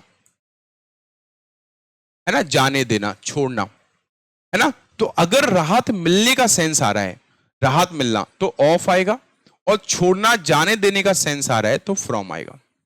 राहत मिलना मतलब जैसे मान के चलो किसी को कहीं पे दर्द हो रहा था, फॉर एग्जाम्पल आप ले लो, आप रनिंग बहुत ज्यादा करते हो या कुछ भी काम करते हो फिजिकल एक्टिविटी, तो शरीर में बहुत भयंकर दर्द हो रहा था, तो आपने क्या किया? पेन किलर ले लिया। पेन किलर ले लिया तो पेन किलर क्या करेगा? उस दर्द में आराम देगा, राहत देगा ना। तो this pain killer will relieve you of the pain. क्या हो जाएगा हमारा? Of the pain. तो ड्यूटी से, अब ड्यूटी से फ्रॉम आ जाएगा, किसी भी दर्द से आपका आ रहा है तो क्या आ जाएगा? ऑफ आ जाएगा। तो ये चीज थोड़ा सा ध्यान रख लेना है। नेक्स्ट प्रोटेक्ट, बहुत अच्छा वर्ड है, देखो फ्रॉम यहां भी आ गया। प्रोटेक्ट मतलब होता है बचाना। देखो हम लोगों ने अभी एक डिस्कस किया ना, हमने क्या लिखा? प्रिवेंट लिखा ना। प्रिवेंट का मतलब रोकना या बचाना, किसी को रोकना बचाना, ये सेंस निकलेगा। तो प्रिवेंट और प्रोटेक्ट एक ही काम करता है ना, रोकना या बचाना, ठीक है नहीं? तो ये फ्रॉम ले रहा है। अच्छा, प्रोटेस्ट का मतलब क्या होता है? प्रोटेस्ट का मतलब होता है विरोध करना। अब दिमाग लगाओ आप लोग, कोई व्यक्ति विरोध कर रहा है तो किसी के खिलाफ करेगा ना। जैसे अभी आपका जंतर मंतर पे वो चल रहा है, क्या प्रोटेस्ट चल रहा है, विरोध चल रहा है, कुछ लोग विरोध कर रहे हैं, तो किसी न किसी के तो खिलाफ कर रहे होंगे ना, है ना। तो किसी के खिलाफ ही होता है, तो अगेंस्ट। अब यहां पे मैंने इनजस्टिस लिख दिया, अन्याय लिख दिया है, कुछ और भी हो सकता है। Next, live with in. With in का यूज करते हैं जब कोई काम, कोई भी चीज हमें किसी सीमा रेखा के अंदर रह के करना हो। लिव विद इन का मतलब क्या है? किसी सीमा रेखा के, बाउंड्री लाइन के अंदर रह के हमें काम करना हो तो हम लोग विद इन लगाते हैं। अब इसमें लगा live with in one's income, one's budget, one's income. मतलब जैसे हमारी इनकम है 5,000 रुपए, तो अगर मैं बोलूं कि मुझे 5,000 रुपए में ही गुजर बसर करना है, तो मैं बोलूंगा I will have to live with in my income. इसका मतलब 5,000 में ही गुजर बसर करना है, 5,000 से ज्यादा खर्चा नहीं करना, 5,000 में ही खाना पीना है, 5,000 में सब कुछ करना है, थोड़ा बहुत बचा भी लेना है ना। फीड ऑन, फीड ऑन का मतलब होता है depend on. Feed on milk, छोटे छोटे बेबीज होते हैं, दे फीड ऑन मिल्क। वो किस पर डिपेंड रहते हैं? मिल्क पर डिपेंड रहते हैं, वो खाना वाना नहीं खाते। अच्छा, आगे बढ़ेंगे हम लोग। आंसरेबल, मैंने आपको बता दिया, आंसरेबल का मतलब जवाबदेह, है ना, जवाबदेह। आंसरेबल टू होता है जवाबदेह किसी पर्सन के प्रति और किसी काम के लिए। तो टू ऑफ फॉर आ गया, रिस्पॉन्सिबल, है ना, वहां पे अकाउंटेबल, वहां पे ऑब्लाइज्ड, उसके साथ हम बताए थे मैंने आपको। डिजायरस, कॉन्शियस, इन दोनों का मतलब मैंने आपको बता दिया। ऑफ प्रीपोजिशन लेते हैं। हाँ, रिप्राइमेंड जरूर याद कर लेना। रिप्राइमेंड मतलब होता है डांटना। क्या होता है? डांटना। लेकिन हालांकि ये ट्रांसलेशन से बन सकता है।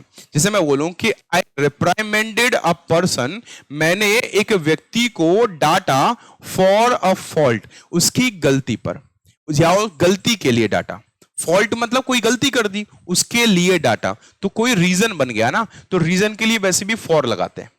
तो इसमें कुछ शब्द आपको एज इट इज याद करने पड़ेंगे विदाउट एनी क्वेश्चन, बट कुछ एक वर्ड ऐसे मिलेंगे जहां पे आप ट्रांसलेट करोगे तो आंसर मिल सकता है। बट मैं यही कहूंगा फिक्स्ड प्रीपोजिशन से तो आप डायरेक्ट याद रखो। जैसे लिखा हुआ है सिमिलर, मैंने पढ़ाया हुआ है, सिमिलर अपने साथ में क्या लेता है, to. You are similar to your father, you are similar to your brother, है ना सिमिलर। सब्जेक्ट टू लिखा हुआ है, सब्जेक्ट टू चेंज मतलब मैंने आपको एग्जांपल दिया, mutual funds are subject to market risk, market change. समझ में आ रहा है? तो सब्जेक्ट टू मतलब के अधीन होना, अधीन बोलेंगे, क्या बोलेंगे, अधीन, है ना, किसी के भरोसे है भैया, है ना, अपने आप नहीं काम कर रहा है वो। नेक्स्ट आगे बढ़ेंगे, फेथ। फेथ मतलब होता है विश्वास रखना, फेथ इन, या फिर हम लोग बोलते हैं बिलीव इन। क्या बोलते हैं हम लोग, believe in. Okay, I believe in you. Merge, merge मतलब होता है मिलना। अब दो चीजों को मिला रहे हैं तो मर्ज इन टू हो जाएगा, है ना, दो कंपनियां हैं एक दूसरे में मिल रही हैं, तो ये कंपनी उसमें मिल रही है तो मर्ज इन टू यूज कर देते हैं। देखो प्रोहिबिट लिखा हुआ है, प्रोहिबिट मतलब होता है प्रतिबंधित कर देना किसी को, फ्रॉम डूइंग समथिंग, किसी काम को करने से प्रतिबंधित कर देना। एंट्रेंस के साथ में इनटू, किसी चीज के अंदर जा रहे हो तो आप एंट्रेंस या एंट्री इनटू लगा सकते हो, है ना, एंट्रेंस या एंट्री इनटू लगा सकते हो। एबिलिटी के लिए हम लोग फॉर और इन दोनों लगा सकते हैं। मैंने बोला कि you have an ability dash qualifying this examination, इसका मतलब इस एग्जाम को क्वालिफाई करने में आपकी क्षमता है, आप कर सकते हो, तो इसका आंसर क्या हो जाएगा, ability in qualifying this examination, या qualifying for this examination, sorry ability for this exam, qualifying this examination. तो आपको ध्यान रखना है, एबिलिटी मतलब क्षमता, योग्यता होता है।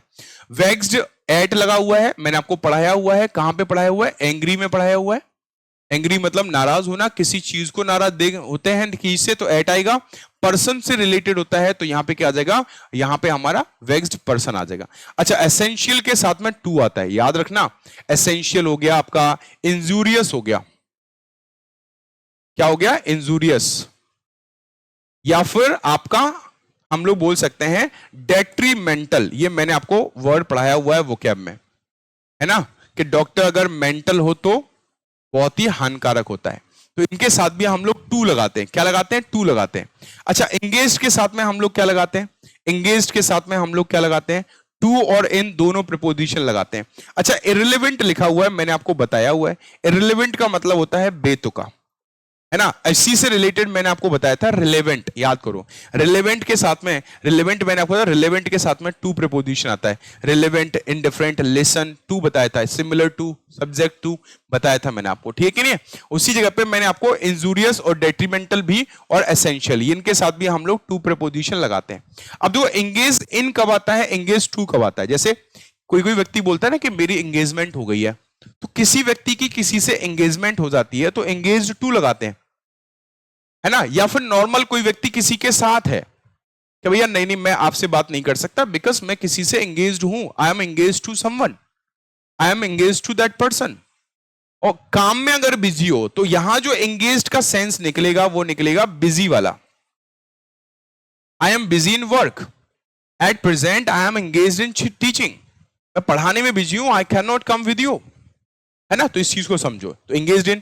अच्छा, इसमें क्या है आपका, एक चीज आपको ध्यान रखना है, अब जैसे मैरिड होता है, क्या होता है मैरिड, है ना, मैं एग्जांपल देता हूं, जैसे मैंने एग्जांपल दिया, शी इज मैरिड, जनरली ऐसा आता है, she is married as a doctor. अब आपसे पूछेगा कि यहां पे कौन सा प्रपोजिशन आएगा, तो आप याद रखिएगा टू आएगा, क्या आएगा, टू आएगा, क्योंकि ये पैसिव वॉइस है बेटा, क्या है ये, पैसिव में है, पैसिव में है। अगर एक्टिव बनेगा पता क्या बनेगा, तो एक्टिव यही बनेगा, she marries, she marries a doctor. इस चीज को ध्यान रखो, इसका ये पैसिव नहीं है, सॉरी क्या कहते हैं, ये पैसिव है लेकिन इसका मैंने एक्टिव नहीं बनाया है, ये अपने आप में एक्टिव है, ठीक है कि नहीं है। ऐसा मत सोचना कि मैंने उस वाले सेंटेंस का क्या बना दिया है, मैंने इस वाले सेंटेंस का एक्टिव बना दिया, नहीं नहीं नहीं, ये पैसिव है और ये एक्टिव है, सेपरेट है दोनों, ठीक है नहीं है। तो आपको ध्यान रखना है, एक्टिव में मैरी के साथ में कोई प्रपोजिशन नहीं आता, but when we talk about passive तो टू प्रपोजिशन का यूज करते हैं, ओके, ठीक है। नेक्स्ट हम लोग बात किया डिप्राइव, मैंने आपको पढ़ाया हुआ है। डिप्राइव के साथ में ऑफ प्रीपोजिशन आता है। टेक आफ्टर का मतलब क्या होता है? किसी के जैसा दिखना, है ना। टेक आफ्टर मतलब किसी के जैसा दिखना। जैसे आप घर में किसी के जैसे दिखते हो, किसी के जैसा दिखना, तो किसी के जैसा दिखने का मतलब क्या है?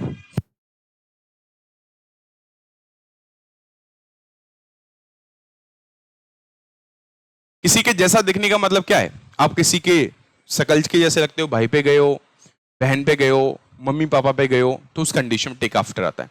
थिंक के साथ में ऑफ और अबाउट दोनों लगा सकते हैं। What are you thinking of, what are you thinking about, किसके बारे में सोच रहे हो, क्या सोच रहे हो, है तो थिंक ऑफ दोनों आ सकता है। अच्छा, थिंक ओवर हमारा फ्रेजल वर्ब है, याद कर लेना। थिंक ओवर का मतलब होता है कंसीडर। क्या होता है बेटा? कंसीडर होता है। थिंक ओवर का मतलब कंसीडर होता है। कंसीडर मतलब विचार करना। कंसीडर मतलब क्या होता है? कंसीडर मतलब होता है विचार करना, ठीक है। किसी चीज के ऊपर पॉन्डर ओवर करना या च्यू द कड करना, तो इस चीज को लेके चलना है। अच्छा, वेट के साथ में फॉर लगाते हैं, ये हम लोगों को पता है, पता भी होना चाहिए। लेकिन वेट के साथ में ऐड कब आएगा? जैसे आप किसी का इंतजार कर रहे हो लेकिन किसी जगह पे कर रहे हो, तो ये नॉर्मल सा अंडरस्टैंडिंग वाली चीज है ना। जैसे मैं बस स्टैंड पे बैठ के इंतजार कर रहा हूं, तो I am waiting for my friend at the bus stand, at the station, at the airport, at coaching, at school, at college. तो ये सिंपल सी समझने वाली लॉजिक वाली बात है, कोई एक्स्ट्रा नहीं है इसमें। कॉन्फिडेंस मैंने आपको बता दिया, कॉन्फिडेंस हो गया, इसका वर्ब फॉर्म होता है कॉन्फाइड, है ना। इन दोनों के साथ में क्या लगाते हैं? इन लगाते हैं। और जो कॉन्फिडेंट जो इसका नाउन फॉर्म होता है, उसके लिए हम लोग क्या लगाते हैं? ऑफ लगाते हैं। ये मैं आपको बता चुका हूं, ठीक है। कॉम्पिटिशन ये सिंपल है, ट्रांसलेशन है, कोई भी इसमें एक्स्ट्रा नहीं है, सीधा सीधा ट्रांसलेशन है। ये बोलते हैं कि मेरा कंपटीशन मेरे साथ में है, तो क्या बोलूंगा? I have competition with my self, I do not have competition with anyone. तो किसी के साथ कंपटीशन होना तो विद आ जाएगा। अब कंपटीशन है किसके लिए? सिलेक्शन के लिए। कंपटीशन है किसके लिए? एसएससी के लिए।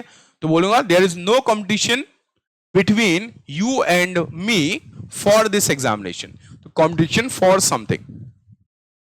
समझ में आ गया कि नहीं आ गया? अकम्प्लिश का मतलब क्या होता है? अकम्प्लिश का मतलब होता है सह, क्या बोलूंगा? सह साथी बोलूंगा। अकम्प्लिश का मतलब साथी ले लो, है ना, या फिर साथ देना।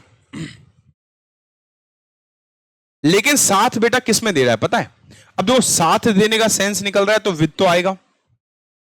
ऑब्वियसली बात है, साथ देने के लिए विद आता है। I am with you, I am going to market with my parents, तो मैं अपने पेरेंट्स के साथ जा रहा हूं, तो साथ के लिए विद तो आता है। लेकिन साथ वो दे किस में रहा है? क्राइम में साथ दे रहा है, तो किसी चीज में साथ दे रहा है, तो वो तो सीधा ट्रांसलेशन हो रहा है ना। कि फलाने इंसान ने ढिमके इंसान को चोरी करने में मदद की है। किसने? ही अकम्प्लिश। क्या हो गया? एक होता है, एक होता है अकम्प्लाइस, एक होता है अकम्प्लिश एसएच वाला, उसका मतलब होता है किसी चीज को कंप्लीट करना, है ना। ये हो गया ही accomplished her in killing her boyfriend. अब ये न्यूज तो आजकल आप बहुत देख रहे होंगे आप लोग, इस टाइप की न्यूज को, तो मेरे दिमाग में वही एग्जांपल आ गया तो मैंने वही बता दिया। क्या है हिंदी मतलब इसका? ही अकम्प्लिश्ड हर, उसने उसकी मदद कर दी, साथ दिया, किस चीज में? उसके बॉयफ्रेंड को निपटाने में। उसने उसका साथ दिया उसके बॉयफ्रेंड को निपटाने में, देख रहे हो? Accomplish with person in something, तो विद पर्सन मतलब अकम्प्लिश, इधर विद रह गया हमारा, है ना। क्या आ जाएगा इसमें? विद रहेगा, विद पर्सन, और इन क्या हो जाएगा? किलिंग, ठीक है। आगे देखेंगे अपोलोजाइज। अपोलोजाइज वही चीज होगी किसी से जिससे माफी मांगोगे, कंप्लेन जिससे करोगे, तो जिससे माफी मांगोगे उसके लिए क्या आ जाएगा? टू आ जाएगा। अब कोई ना कोई काम किया होगा उसके लिए मांग रहे हो माफी, तो अपोलोजाइज फॉर आ जाएगा, है ना। अब देखो, अपील के साथ में हमने तीन चीजें लगाई हैं। अब जैसे मान के चलो किसी कोर्ट ने किसी व्यक्ति को सजा सुना दी, तो वो व्यक्ति अब जाएगा दूसरे कोर्ट में, उस कोर्ट से अपील करेगा, तो जिससे अपील करेगा टू आएगा। जिस काम के लिए करेगा अपील, अब कहेगा भैया रहम खाओ, है हमारी जिंदगी है भैया 100 साल की, उनने 500 साल की सजा दे दी, अब बताओ कैसे काम होगा भाई? 500 साल की सजा कैसे पॉसिबल हो सकता है? मतलब मैं जैसे ही दूसरे जन्म में पैदा होऊंगा वैसे ही जेल में चला जाऊंगा, और फिर पैदा होऊंगा, फिर जेल में जाऊंगा, मतलब 5 बार मुझे ऐसा काम करना पड़ेगा तब मेरी सजा पूरी होगी। रहम खाओ। तो भैया रहम खाओ मतलब अपील किस चीज के लिए कर रहा है? मर्सी। मर्सी मतलब रहम, दया दिखाओ साहब, दया दिखाओ। किसके खिलाफ? जो उसको सजा दी गई है। यहां सेंटेंस का मतलब सजा है, पनिशमेंट है ना? तो अपील करेगा किसी न किसी जज से, अपील करेगा किसी न किसी हाई कोर्ट से, अपील करेगा वो व्यक्ति किसी न किसी सुप्रीम कोर्ट, किसी न किसी सुप्रीम कोर्ट। क्या सुप्रीम कोर्ट एक ही है? किसके खिलाफ करेगा? जो पहले उन्होंने सजा दी है उसके खिलाफ करेगा। किस चीज के लिए? क्या भैया थोड़ा सा माफी दे दो, है? चलो आगे बढ़ेंगे। नेक्स्ट, हाइड, छुपाना। सीधा सीधा बन रहा है, ज्यादा परेशान नहीं होना। हाइड मतलब छुपाना, किसी से कुछ छुपाना, फ्रॉम आ जाएगा। अफेक्शन मतलब स्नेह होता है, ये नाउन है। अफेक्शन फॉर, है ना? जैसे हमारे पेरेंट्स के अंदर हमारे लिए बहुत स्नेह होता है, बहुत लाड़ प्यार होता है हमारे लिए, हमारे पेरेंट्स के अंदर। अफेक्शनेट एडजेक्टिव फॉर्म है हमारा, तो एडजेक्टिव फॉर्म में ये टू ले लेगा। एंग्री मैं पढ़ा चुका हूं आपको, एंग्री एट किसी चीज को लेके, और एंग्री विद पर्सन को लेके। पर्सन से नाराजगी है तो एट आ जाएगा, विद आ जाएगा। किसी चीज को लेके नाराजगी है, एट आ जाएगा। नेक्स्ट हम लोग बातचीत करने जा रहे हैं किसके बारे में? नेक्स्ट हम लोग बातचीत करने जा रहे हैं ग्रेटफुल फॉर। अब देखो ग्रेटफुल, अभी मैंने आपको बताया आप लोगों को, ग्रेटफुल का मतलब क्या होता है? ग्रेटफुल का मतलब होता है आभारी, कि भैया मैं आभारी हूं, मैं ऑब्लाइज्ड हूं, मैं आप लोगों के प्रति क्या हूं? थैंकफुल हूं। तो जिस काम के लिए हो फॉर, जिसके प्रति हो टू आएगा। फियरफुल, डरा मतलब डरा हुआ होना किसी चीज को लेके, तो यहां पर ऑफ आ जाएगा। बताया, scared of, fearful of, conscious of, तो ऑफ लगाते हैं। एलिजिबल, योग्य होना, तो एलिजिबल फॉर आ जाएगा, है ना? You are not eligible for this post, you are eligible for this post, हम लोग यूज कर सकते हैं। डिसअपॉइंटेड इन आता है किसी चीज में, और डिसअपॉइंटेड विद आता है। जैसे मान के चलो, डिसअपॉइंटेड का मतलब क्या होता है? इन दोनों का मतलब होता है निराश। इन दोनों का मतलब क्या होता है? निराश। I am very very disappointed with you यार, आपसे ऐसी उम्मीद नहीं थी यार, आपसे मैं बहुत नाराज हूं यार। I am very very disappointed. किसी इंसान से आपने उम्मीद नहीं की थी, लेकिन आपने उसने वही काम कर दिया। और डिसअपॉइंटेड इन क्या होता है? डिसअपॉइंटेड इन होता है किसी चीज में परेशान होना, निराश होना। आप कोई काम कर रहे थे, वो काम हुआ नहीं, तो उसमें डिसअपॉइंटेड इन आ जाता है। ठीक है कि नहीं है? चलिए, तो ये सारी चीजें उम्मीद करता हूं आप लोगों ने देख ली। ये फिक्स्ड प्रपोजिशंस है, जो भी मैंने फिक्स्ड प्रपोजिशंस बताए हैं आप उनको ढंग से कीजिएगा। अब चलेंगे हम लोग प्रैक्टिस पे। जैसे मैंने बोला है कि हर कॉन्सेप्ट को कराने के बाद मैं प्रैक्टिस जरूर करवाता हूं, इससे पता चलता है कि किस टाइप के क्वेश्चंस हमारे एग्जाम में बनते हैं। तो मैं आपके लिए कुछ क्वेश्चंस लेके आया हूं, पर बिफोर दैट मैं फिर से एक बार आप लोगों को याद दिलाना चाहूंगा। जो बच्चे अभी अभी जुड़े हैं, अभी सुना है, उन लोगों को भी बताना चाहूंगा कि कल है Saturday and tomorrow we are coming live. कल हम लोग लाइव आ रहे हैं, कल हम लोग लाइव आ रहे हैं, लाइव यूट्यूब पे पहली बार आ रहे हैं। इससे पहले मैं लाइव नहीं आया हूं, सारी जो भी वीडियोस हैं वो आपको रिकॉर्डेड फॉर्म में प्रोवाइड किए गए हैं। तो कल मैं आ रहा हूं लाइव, और लाइव में मैं आप लोगों के लिए लेके आ रहा हूं 50+ एरर डिटेक्शंस, है ना? 50+, 55 भी हो सकते हैं, 60 भी हो सकते हैं, depend on time. On most of the error detections होंगे वो हमने जो भी टॉपिक कवर किए हैं, हमने कंडीशनल सेंटेंस, नरेशन, वॉइस, हम लोगों ने parts of speech, and now we are studying fixed preposition. Not we are studying, we have studied fixed prepositions. इनसे related error finding questions plus कुछ और भी एरर क्वेश्चंस के साथ मैं कल मिल रहा हूं। शाम को 9 बजे तैयार रहेगा। शाम को 9 बजे यूट्यूब पे मैं लाइव आऊंगा 50+ क्वेश्चंस के साथ में, कुछ एक्स्ट्रा चीजें भी बताऊंगा, तो अपने पेन पेपर आप बिल्कुल तैयार रखिएगा। And one more thing, Sunday को भी हमारी सुबह क्लास रहेगी, ये भी आप लोगों को लाइव क्लास मिलेगी। क्या मिलेगी भाई? लाइव क्लास मिलेगी संडे को भी, और संडे को मिलेंगे हम लोग सुबह 9 बजे, जिसमें आपको 100+ सिनोनिम एंटोनिम्स मैं आप लोगों को कराऊंगा। 100+ सिनोनिम एंटोनिम्स। तो तैयार रहिएगा इन चीजों के लिए। प्रैक्टिस क्वेश्चंस आपके सामने, पहला क्वेश्चन आपके सामने, शुरू हो जाओ। बताइए क्या हो जाएगा? ही वॉज अ डिप्राइव्ड, है ना? ही वॉज अ डिप्राइव्ड, फिर डैश लगा हुआ है, dash his rightful inheritance. Inheritance का मतलब वसीयत, मतलब जो उसकी वसीयत थी, जिसपे उसका अधिकार था, उससे उसको क्या कर दिया गया? वंचित कर दिया गया। अब सुनो, इसका हिंदी ट्रांसलेशन क्या हो रहा है? उसको वंचित कर दिया गया, किससे? उसकी वसीयत से। तो लोगों को लगता है से का सेंस आ रहा है, से के सेंस में फ्रॉम आता है, बच्चे यहां फ्रॉम लगा के निकल लेते हैं, लेकिन अब हम लोग समझदार हो गए, हम लोग ऑफ लगाएंगे, है ना? क्या लगाएंगे? हम लोग ऑफ लगाएंगे। चलो भाई नेक्स्ट क्वेश्चन का आंसर दे दो। Next question, the committee objected dash the proposed amendment.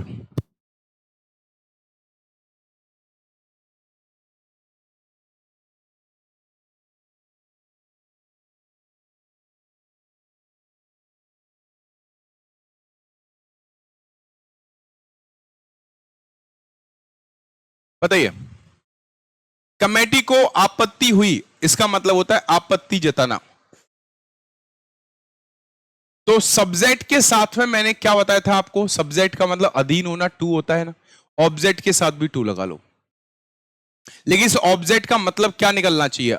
आपत्ति जताना। क्या निकलना चाहिए? आपत्ति जताना, है ना? मुझे इस चीज से आपत्ति है, ऑब्जेक्शन माय लॉर्ड, कई बार सुना होगा। तो ऑब्जेक्शन नाउन फॉर्म होता है ऑब्जेक्ट का। Next, he abstain dash voting during the meeting. अब थोड़ा सोचो, दिमाग लगाओ। एब्सटेन, रिफ्रेन, प्रोहिबिट, प्रिवेंट, ये मैंने बताए थे। इनका मतलब क्या होता है? परहेज करना, बचना किसी चीज से, दूर रहना। तो ही एब्सटेन फ्रॉम वोटिंग, वो वोटिंग से दूर रहा ड्यूरिंग द मीटिंग। जो मीटिंग में वोटिंग की गई ना, उससे अपने आप को दूर रखा, इसका मतलब उसने वोटिंग नहीं की, है ना? चलो आगे बढ़ते हैं। The child is incapable dash understanding such complex issues. इस तरह के जो कॉम्प्लेक्स इश्यूज होते हैं ना, इनको समझने में जो बच्चा जो है वो इनकैपेबल है। अब मैंने आपको बताया हुआ है कैपेबल, और कैपेबल के साथ में मैंने आपको इनकैपेबल भी बताया, इनकैपेबल भी बताया हुआ है ना? क्या बताया है? इनकैपेबल भी बताया हुआ है। अब इनकैपेबल भी बताया हुआ है, तो इन दोनों के साथ में क्या लगाते हैं बेटा? ऑफ प्रपोजिशन लगाते हैं।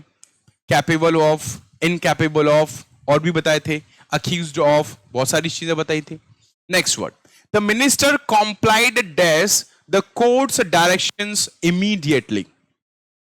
कॉम्प्लाइड, कॉम्प्लाई का मतलब होता है पालन करना। पालन, पालना, पालना नहीं, पालन करना, ठीक है? किसी चीज को फॉलो करना।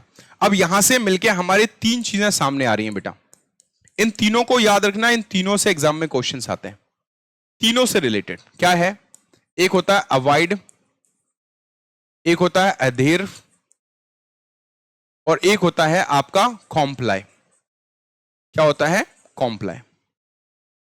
अबाइड के साथ में बाय प्रपोजिशन आता है, अधेर के साथ में टू प्रपोजिशन आता है, और कॉम्प्लाई के साथ में विद प्रपोजिशन आता है। और इन तीनों का मतलब क्या होता है?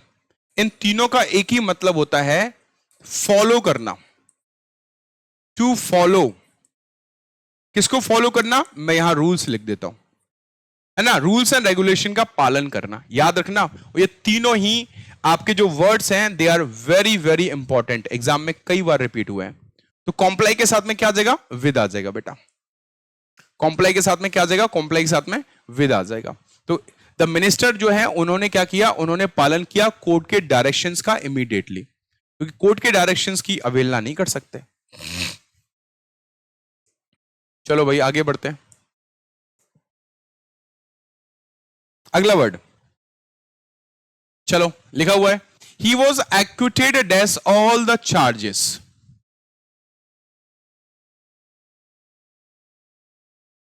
बताइए क्या हो जाएगा इसका आंसर? ही वॉज एक्विटेड, एक वर्ड मैंने आपको बताया था, अक्यूज्ड बताया था, एक्विटेड नहीं बताया। इसमें आप लोग बताओ क्या होगा इसमें? He was acquitted with, sorry acquitted dash लगा हुआ है, ऑल द चार्जेस।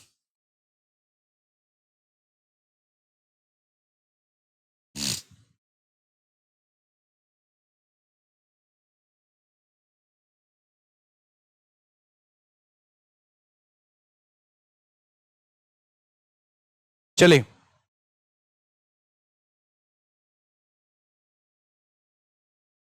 ठीक है। He was acquitted dash all the charges, क्या हो जाएगा इसका आंसर? एक्विट का मतलब क्या होता है? एक्विट का मतलब होता है बरी करना, और अक्यूज का मतलब क्या होता है? अक्यूज का मतलब होता है आरोप लगाना। अक्यूज का मतलब क्या होता है? आरोप लगाना, है ना? तो इसके साथ में तो ऑफ लगाते हैं, यहां भी ऑफ ही लगाते हैं, है ना? तो he was acquitted of all the charges, सभी चार्जेस से उसको बरी कर दिया गया। अब इसका हिंदी ट्रांसलेशन करोगे तो सभी चार्जेस से बरी कर दिया गया, तो फ्रॉम आना चाहिए, फ्रॉम नहीं आएगा। फ्रॉम आता है एग्जेम्प्ट के सेंस में। एग्जेम्प्ट का मतलब होता है किसी को छूट देना। एग्जेम्प्ट का एम कहां चला गया इसमें? एग्जेम्प्ट, एग्जेम्प्ट का मतलब क्या होता है? छूट देना।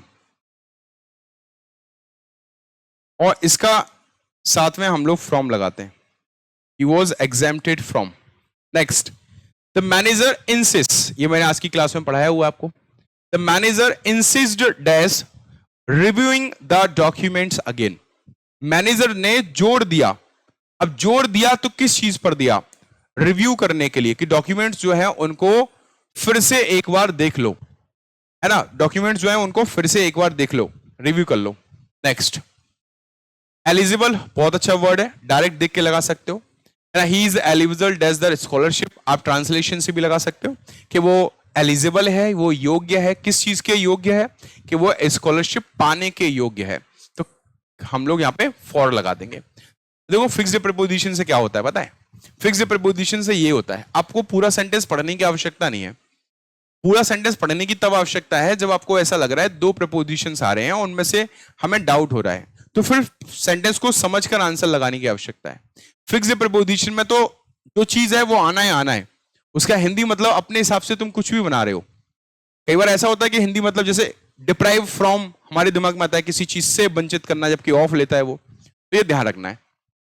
प्रोफिशिएंट के साथ में क्या लगाते हैं? इन प्रीपोजिशन। तो शी इज प्रोफिशिएंट इन आ जाएगा, क्या जाएगा?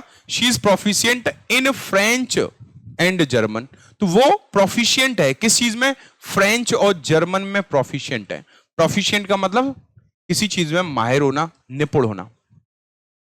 नेक्स्ट लिखा हुआ है the witness was reluctant. Reluctant का मतलब क्या होता है? रिलक्टेंट का मतलब होता है अनिच्छुक।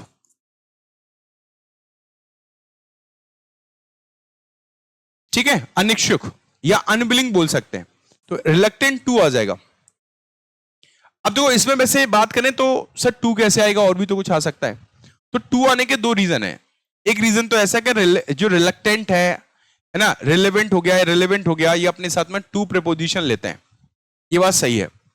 लेकिन एक और तरीका है ना, ये थोड़ा सा कॉन्सेप्ट से रिलेटेड है प्रीपोजिशन का, कि प्रीपोजिशन के बाद में हम नाउन प्रोनाउन लगाते हैं। लेकिन अगर प्रीपोजिशन के बाद में कोई वर्ब आती है तो हम लोग वर्ब का आईएनजी फॉर्म लगाते हैं, वर्ब का आईएनजी फॉर्म लगाते हैं। लेकिन टू के साथ में क्या आता है?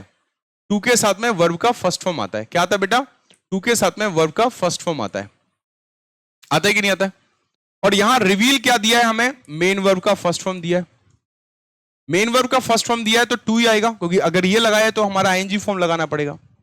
और रिवील का मतलब क्या होता है? खुलासा करना। मैंने आपको एक वर्ड पढ़ाया हुआ था, अगर आपको याद होगा, कंसील। कौन सील को छुपाया? कॉन्सील मतलब छुपाना, उसके एंटोनिम में बताया था। रिवील होता है, डिस्क्लोज होता है, आपका एक्सपोज होता है, डाइवर्ज होता है, किसी चीज का खुलासा करना।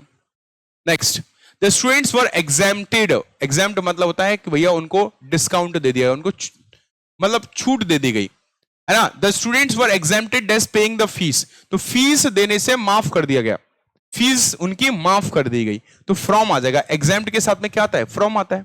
Next question, the success of the project depends. कौन आ गया? डिपेंड्स। तो प्रोजेक्ट की जो सक्सेस है वो डिपेंड करती है इफेक्टिव प्लानिंग पर, डिपेंड करती है। तो इफेक्टिव प्लानिंग पर डिपेंड करती है। तो ऑन भी हो सकता है ऑन ना मिलके अपॉन मिला हो, तो अपॉन आंसर हो जाएगा। क्या हो जाएगा? अपॉन आंसर हो जाएगा। शी इज कॉन्शियस, वो होशो हवास में। She is conscious of her responsibility, इसका मतलब उसे अपनी जिम्मेदारी का एहसास है, मतलब उसे अपनी जिम्मेदारी मालूम है, वो जानती है उसकी जिम्मेदारी क्या है ना। तो कॉन्शियस ऑफ हो जाएगा। कॉन्शियस ऑफ मतलब किसी चीज को लेके अवेयर होना, है ना, जानकार होना, पता होना। लिखा है he is indifferent as criticism. Criticism मतलब होता है आलोचना। अब ही इज इनडिफरेंट, इनडिफरेंट का मतलब होता है उदासीन, मतलब एक ऐसा पर्सन जिसको कोई फर्क नहीं पड़ता, ना अच्छे का ना बुरे का। तो क्रिटिसिज्म के प्रति वो क्या है, क्रिटिसिज्म मतलब आलोचना के प्रति वो क्या है, वो उदासीन है, उसे कोई फर्क नहीं पड़ता। इनडिफरेंट के साथ में टू प्रीपोजिशन आता है। कौन सा प्रीपोजिशन आता है, टू प्रीपोजिशन आता है। ठीक है, नेक्स्ट लिखा है द वर्कर्स प्रोटेस्टेड। अब प्रोटेस्ट हो रहा है भाई, प्रोटेस्ट का मतलब क्या होता है, विरोध करना, मैंने आपको बताया हुआ है।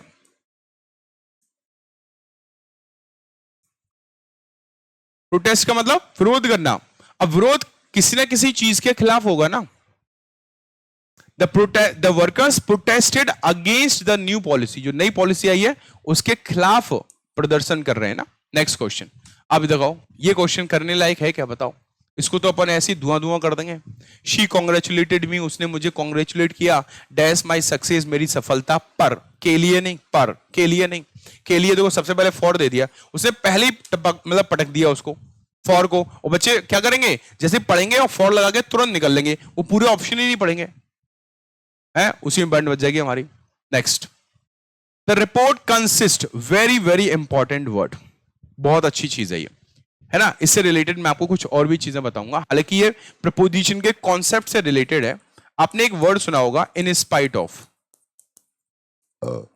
इन स्पाइट ऑफ बराबर होता है डेस्पाइट के। एक वर्ड आपने सुना होगा वेट फॉर, वेट फॉर होता है अवेट के, उसी तरह से कंसिस्ट होता है, कंसिस्ट ऑफ बराबर होता है कॉम्प्राइज के। अब ये मैं क्या बता रहा हूं, हालांकि ये चीज मैंने आपको एक वीडियो में भी कवर की थी, कोई 2025 का क्वेश्चन था, उस क्वेश्चन में एग्जाम में पूछा गया था, उसमें कॉम्प्राइज ऑफ दिया हुआ था, है ना, उसमें कॉम्प्राइज ऑफ दिया था, तो हमें ऑफ को हटाना था। आपको मैं ये बताना चाह रहा हूं, और एक और होता है देखो, से टू, से टू बराबर होता है टेल के, तो टेल के साथ में टू नहीं आएगा। इन स्पाइट ऑफ पूरा इसके बराबर है, तो इसके साथ ऑफ नहीं आएगा, अगर ऑफ आएगा तो गलत है। वेट फॉर पूरा बराबर होता है अवेट के, तो अवेट के साथ फॉर नहीं आएगा, अगर आया है तो गलत है वो। कंसिस्ट ऑफ के बराबर होता है कॉम्प्राइज, तो कॉम्प्राइज अपने आप में ही ऑफ लेके आता है, ऐसे समझो, तो इसके साथ दोबारा ऑफ नहीं आएगा, गलत हो जाएगा। सेम चीज है से टू, से के साथ टू आता है बट टेल के साथ नहीं आता। नेक्स्ट क्वेश्चन, अपील्ड, वाह, अपील से रिलेटेड क्वेश्चन है। She appealed that the authorities for immediate assistance. Appeal करना, किससे अपील कर रही है, अथॉरिटीज से, तो जिसे से अपील कर रही है उसके लिए क्या जाएगा, टू आ जाएगा, जिसे से अपील कर रही है। अब डेस्पाइट लिखा हुआ अकेला है, सही है हमारा, और वैसे भी एरर फाइंडिंग का क्वेश्चन नहीं है, हमें फिलअप करना है। डेस्पाइट रिपीटेड वार्निंग्स, बोला जा रहा है कि बार बार उसको वार्निंग दी गई, उसके बावजूद भी he persisted dash asking irrelevant questions, उसको कई बार उसको वार्निंग दी गई, उसके बाद भी वो इररिलेवेंट क्वेश्चंस को पूछता रहा। ही परसिस्टेड, परसिस्ट के साथ इन प्रपोजिशन आता है, इन, आज की क्लास में ये सारी चीजें ऑलमोस्ट, है ना, मैंने पहले बोला था सारी चीजें जो है वो आपकी फिक्स्ड प्रपोजिशन से रहेंगी, लेकिन कुछ क्वेश्चंस मैं एक्स्ट्रा हमेशा लेके आता हूं, सिर्फ बताने के लिए एक्स्ट्रा क्वेश्चंस भी तो होते हैं ना, ठीक है नहीं है। चलो आगे बढ़ेंगे हम लोग, तो क्या हो जाएगा, परसिस्ट इन हो जाएगा। Next, the accused was charged, accuse जो है उसके ऊपर चार्ज लगाया गया ऑफ फाइनेंशियल फ्रॉड, मतलब चार्ज यहां पे आरोप है, तो अक्यूज्ड के ऊपर आरोप लगाया गया फाइनेंशियल फ्रॉड का, कि इसने पैसों से की लेन देन की है, पैसों की हेराफेरी की है ना, तो फाइनेंशियल फ्रॉड का आरोप लगाया गया है। तो काकी के सेंस में हम लोग वैसे ही विद लगा क्या लगाते हैं, ऑफ लगाते हैं। इसका आंसर क्या हो जाएगा। अब यहां से एरर फाइंडिंग के क्वेश्चन है, आराम से समझते हुए चलना। The patient is suffering with a rare neurological disorder, एक पेशेंट है वो बीमार है, किससे, एक रेयर न्यूरोलॉजिकल डिसऑर्डर से। तो सफर के साथ में क्या आता है, सफर के साथ में फ्रॉम आता है, किसी बीमारी से पीड़ित होने के लिए क्या लगाते हैं बेटा हम लोग, फ्रॉम लगाते हैं। बस आगे बढ़ेंगे हम लोग। She insisted to accompanying us, company मतलब साथ देना होता है, डेस्पाइट द वेड वेदर, है ना, उसने क्या किया, जोड़ दिया कि वो उसकी मदद करेगी मौसम खराब था उसके बावजूद भी। इंसिस के साथ क्या लगाते हैं, मैंने क्या बोला, हम कोई प्रपोजिशन नहीं लगाते, इंसिस के साथ ऑन प्रपोजिशन आता है। अब चूंकि ऑन प्रपोजिशन है तो यहां पे वर्ब का आईएनजी फॉर्म एकदम सही बैठा है। चलो, the manager is responsible to the delay in completing the project. अब बताओ, समझना, रिस्पॉन्सिबल दो चीजें लेता है, दो प्रपोजिशन लेता है, टू भी लेता है, फॉर भी लेता है। टू आता है किसी के प्रति जिम्मेदार होना, फॉर आता है के लिए के सेंस में।